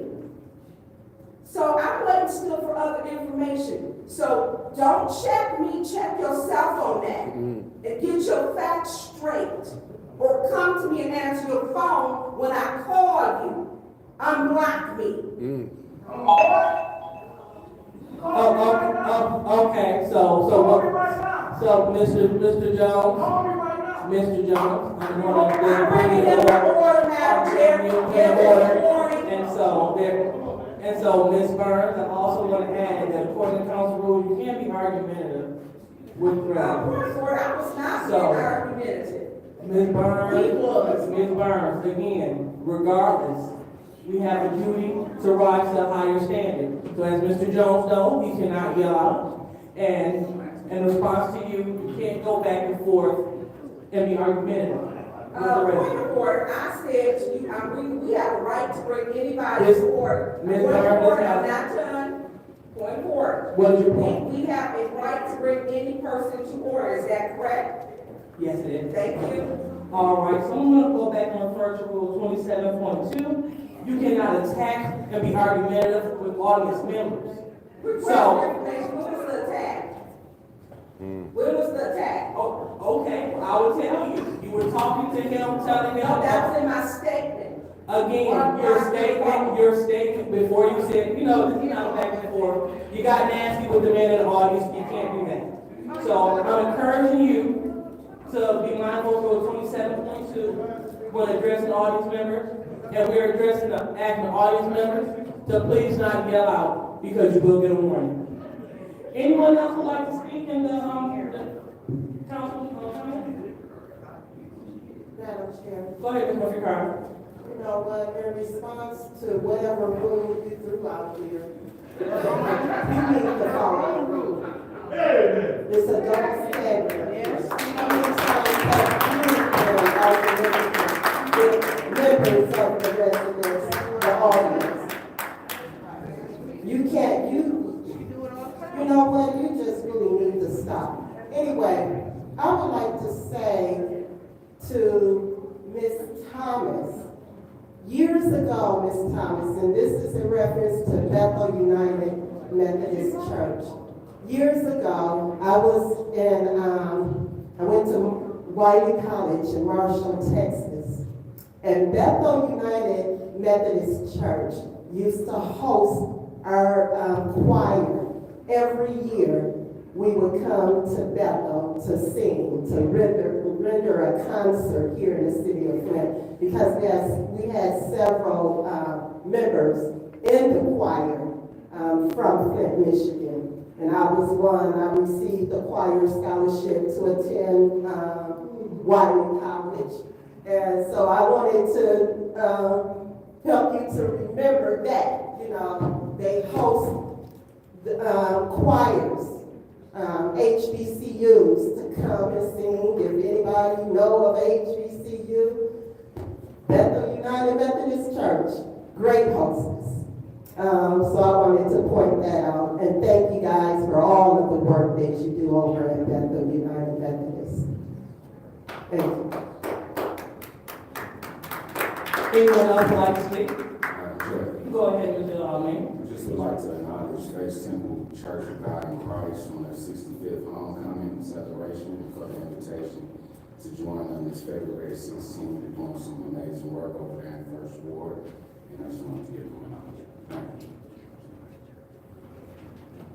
All right, anyone else? So seeing that there is no one else, I will go ahead and I will take my time. So Mr. Dillons, I would definitely like to address what you said in terms of you being one of the oldest, one of the most respected boards, in OSCP. That's a lot. And they have a lot of, weight in this country. And so I would like to emphasize that they stand for civil rights and justice for everyone. So a major reason why I don't support you on council is because you made not the racist, but the homophobic comment. And I know that my colleague in the 8th ward, when they spoke out against Bishop Martin about making homophobic comments. And you said that I said what I said, whether I'm a member of a civil rights organization or not. You said, Mr. Dillon, my religious conviction outweighs civil rights and all that. So that is a big reason. My colleagues spoke to the fact and said that they don't support people that have homophobic agendas. And that is the reason why I can't support you, because I support all residents. So I just really want to be clear so you understand where I'm coming from, and that organization, they don't stand for that. They stand for civil rights for all people. So we want to make sure that the members of this body that say they stand against people that are against everyone's civil rights, that they would take that in mind as they vote. And if they would like to see the documentation of what I'm talking about, I do have that on hand. And then speaking to my colleague in the 6th Ward, we're referring to Rule 27.3 that says that you cannot be argumentative. I understand that you might not care for Mr. Jones, that's perfectly fine. But what we cannot do is be nasty in tone and also in rhetoric as we address the members of the problem. And so it was quite obvious what happened. I'm not going to go back and forth. And just like Ms. Mr. Carter said, well, she didn't say much, but we want to make sure that we keep it going. So now we're moving on to the consent agenda. What's the pleasure of the body? Go ahead. All right, any support? All right, supported by the councilman in the 1st Ward. Any discussion? Madam Chair? Yes. I'd like to separate 250033. All right. 250033. Okay, that's on page 6. Correct. All right. And so I also would like to mention that the minutes will also be passed in the consent agenda as well. Okay? All right. Any more? Unless they're separated. Unless they're separated, you are correct. Anyone else would like to separate anything? Okay, so seeing that we have nothing else, we're going to go ahead and we will put a motion for the pass the consent agenda. And we are separating resolution 250. Oh, you know what? I take that back. I would like to separate appointment 250037.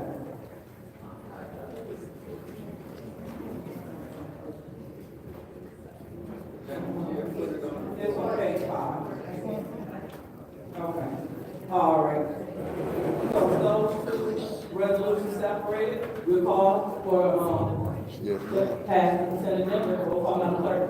Madam Chair, Go ahead. I'd like to request that the motion be amended to state that the minutes be placed on file with any corrections, amended or otherwise.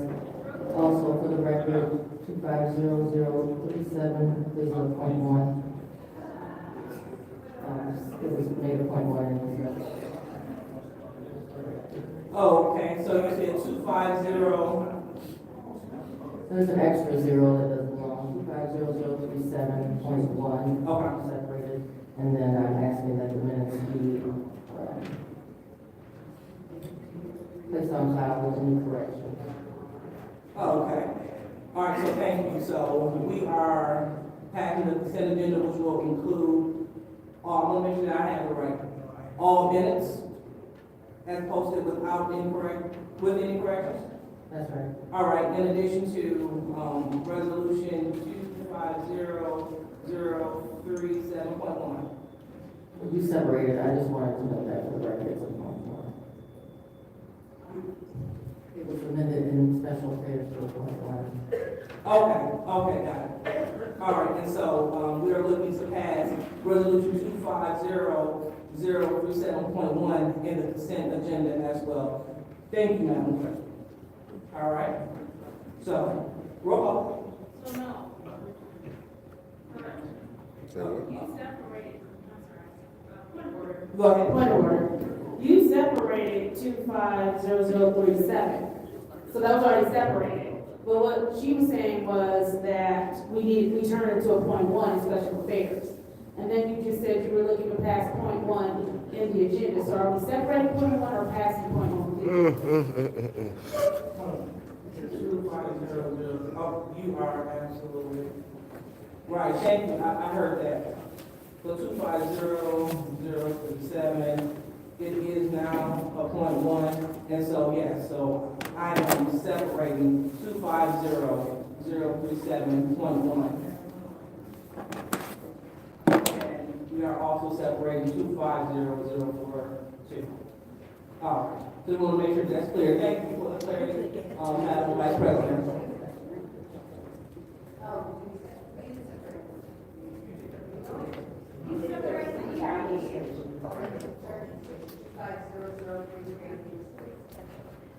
We're not. No. Oh, wait a minute. You are absolutely correct. Just correct again. When Ms. Burns gets separated, I know, I never meant that. All right, so we're looking again. So thank you all for the correction. We're looking at separating 240341. Coin.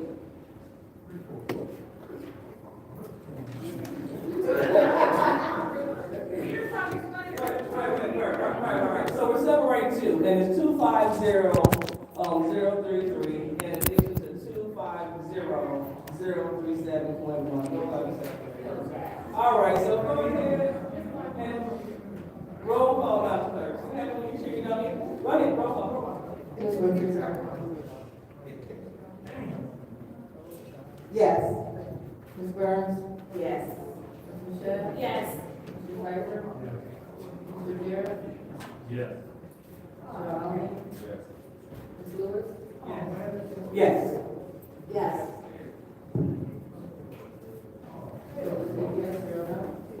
The vote is 8 yes, 0 no. So the consent agenda passes. So now we will move on to our first separation. And our first separation is 25037.1. So what's the pleasure of the body? Move to approve. All right. So is there any support? Supported by the councilman in the first ward. Any discussion? Okay, there. Any discussion? Any discussion in the first round? Seeing that there is no discussion. Any discussion in the second round? All right, seeing that there is no discussion in the second round, I will go ahead and I will take my time. The reason why I separated this is because we're twofold. Ms. Joyce Ellis McNeil, she is currently the school board president. And the school board, they meet multiple nights a week. And so that's a big job that she currently has. And they meet again on various nights. So we have a history on this body where individuals do not show up. So if she was here, we can make sure that she's not in conflict with her school duties. And go ahead. How would she be able to answer that when CWAC is not a standard scheduled meeting? There is no scheduled meetings coming. So how, regularly say that you meet once or twice a year. So how could she answer that? Again, the school board, they meet on certain days. And so that's the conversation, that's what I'm saying. So I don't know. I don't know if she has the time commitment. So through you, not through you, so I would like to know how often do they meet, the CWAC committee? Because we have people, we appoint people to this board and they don't show. And I just want to make sure that her prior commitments will not conflict with her serving on this board, whether it is 1 day or 2 days, I don't know. But we want to make sure that the day that they do choose to have these meetings, that she's available. So I know that they have school board meetings, I know one day is on a Wednesday, I'm not sure of the other day. But if they have the CWAC meeting on a Wednesday, then it looks like she won't be able to attend. And then that would be a whole forfeiture of the A4 vote. So we just want to make sure that she's able to fulfill this commitment. So is she here tonight? Okay, I see she's not here. So I would love to send this back, or to leave this here in council. So I heard the councilwoman Stephen speak. Not sure how to do what I'm trying to do. Point of information, that's not it, I don't know. We leave this in council, what happens is if she comes and it's on a night that there's a lot going on, she may not be able to stay to speak. So I'm just trying to say, if the question is to ask her to come in to ask her this question, is leaving it here going to be best for her schedule, or how do we still get to hear from her just in case? So it sounds like we can, well, you're the chair of special affairs, will be in order to move the special affairs. I'm asking the body what's best. I don't mind leaving it here, but I'm just saying, if you ask someone to come, they don't want to be here till 10 o'clock at night. Oh, I definitely understand. So I would like to put a motion on the floor so we can put it in special affairs, so that way we can get the information at the beginning of the week and she can go about during her day. Because again, we want to make sure we're passing a lot of dollars, and this body does it really needs form. So when they do meet, if they do meet once or twice a year, we want to make sure that the person that's charged to be there, that they will be there for the once or twice a year meetings. So that's all that I want to make sure that we're information. Go ahead, Ms. Burton. I'm sorry, are we in discussion? Where is that one? Okay, already open this, so we're at the end, you're the last person to speak. Yeah, and so I would like to move this resolution 250-037.1 to special affairs. Is there any support? Support. All right, supported by the councilwoman in the 7th Ward. Roll call, Madam Clerk. Ms. Burns? No. Ms. Michelle? Yes. Mr. Pfeiffer? No. Mr. Barrett? No. Mr. Alden? Yes. Ms. Lewis? Yes. Ms. Priestley? Yes. Ms. Murphy Carter? No. So it's 4 yes, 4 no? All right, so the vote is 4 yes, 4 no.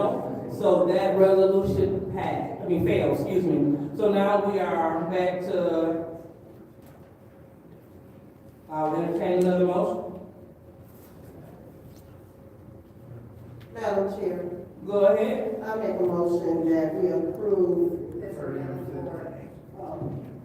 All right. Well, it's time to vote, so I was the last one to speak. So, roll call, Madam Clerk. Ms. Michelle? Yes. Mr. Pfeiffer? Yes. Mr. Barrett? Yes. Mr. Alden? Yes. Ms. Lewis? No. Ms. Priestley? Yes. Ms. Murphy Carter? Yes. Ms. Burns? Yes. Vote is 7 yes, 1 no? The vote is 7 yes, 1 no, so that appointment passes. So now we're moving on to resolution 250-033, with the pleasure of the body. Motion to approve. All right, motion to approve by the councilman in the 8th ward, supported by the councilman in the 1st ward. Go ahead, Mr. Yes, there's no need to have discussion. I want to, on the record that I'm voting no on this. We've discussed it quite heavily in finance. I realize that the rest of the council will vote for it. However, I am against it, and that's why I separated. Madam Chair. Go ahead, Mr. Pike. Through you to Mr. James. So Seamus, could you please approach the lectern?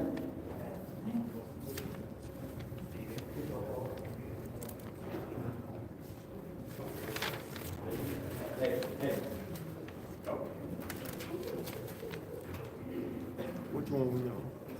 So I just want to be clear, because I think in the newsway, wires came across that they were halting EV charging dollars. Is this part of that? No, this is, I've had nothing communicated to me that we are halting this. This was funding that was already designated prior to any new administration coming This this is year. reimbursement though, right? Yes, correct. But I was already designated prior to the change in administration. This is not state, this is DOE, direct from DOE. I just want to make Yeah, sure before we spend these dollars. And to further clarify, we will not spend any dollars in the event that we were told that we cannot spend those dollars. I will come up here, if I took a call, regards to that, I will go ahead. I think it's the newsletters in between the. Right, correct, yeah, couple of yes, days, so yes. It was after we approved it in committee. Correct. And the rest of their whole. I have been told nothing different than things are going forward this morning with this specific program. I can't speak to other rollouts. I would just make sure that double check. Yeah, oh, yes, yeah. Before we spend these dollars, that For sure. they're not already been taken, we got. 100%, we're not going to get any costs. We're not going to get any costs. Thank you. All right, anyone else in the first round? Anyone else in the second round? Since there's no one else, we'll go ahead and call for the vote. Resolution 250033. Roll call, Madam Clerk. Mr. Franklin? Yes. Yeah. Yes. Yes.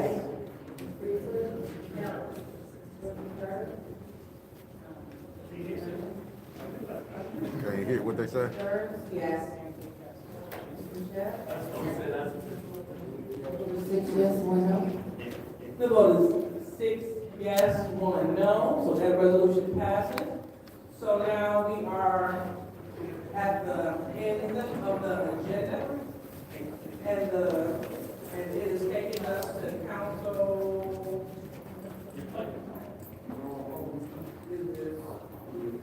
The council leadership.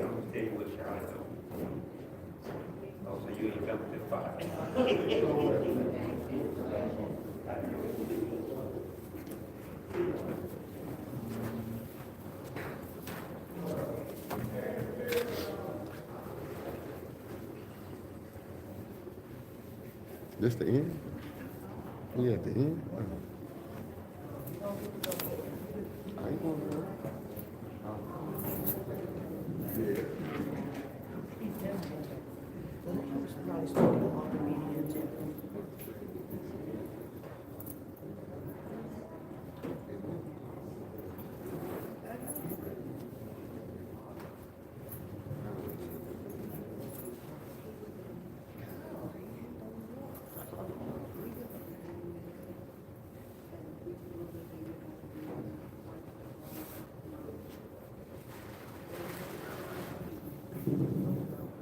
For the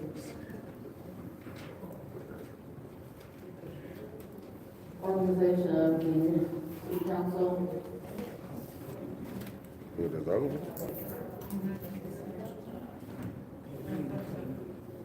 So we'll start with the vote for the council president. Nah, I ain't gonna do that. And then picking up where you last left off. We'll be starting with round 711.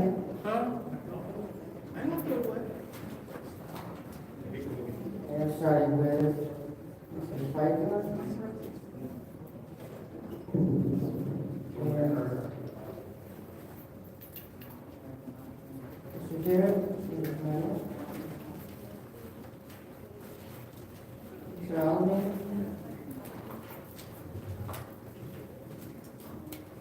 Lewis.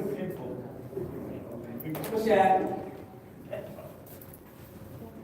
Ms. Priestley.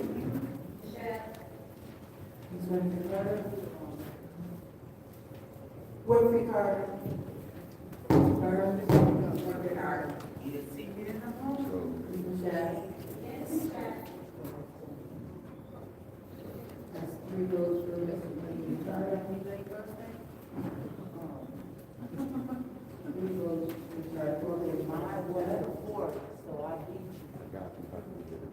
Okay. 12. Mr. Jarrett.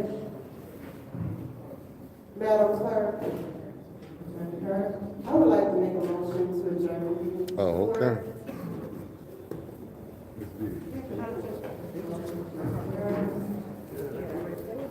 Yeah.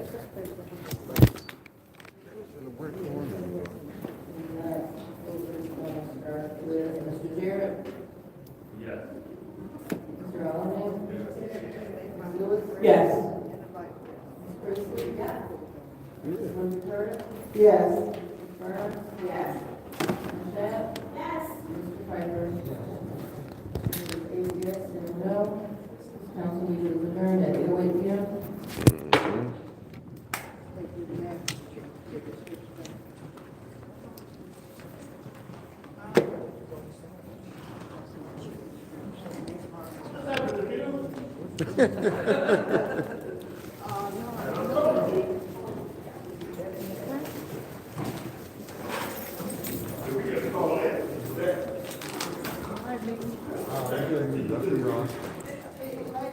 You have a blessing.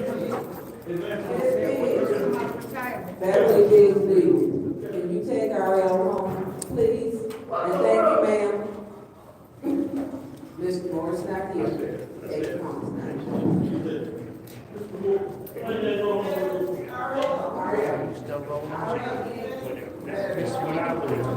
I'm Diane Ford. I don't get to watch you, I'm working, but I watch you every night. I'm Debbie Clark, and we're twins. We're identical twins. Yeah, really enjoy you. Yeah, I get to watch in the morning. She watches me.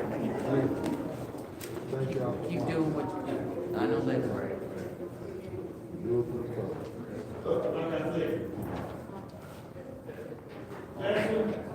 See what Mr. Lilly got going to try to do with Flint, and he had to call her. Mr. Lilly, go check. Go check. We out, family. I'm out. I see y'all in the morning.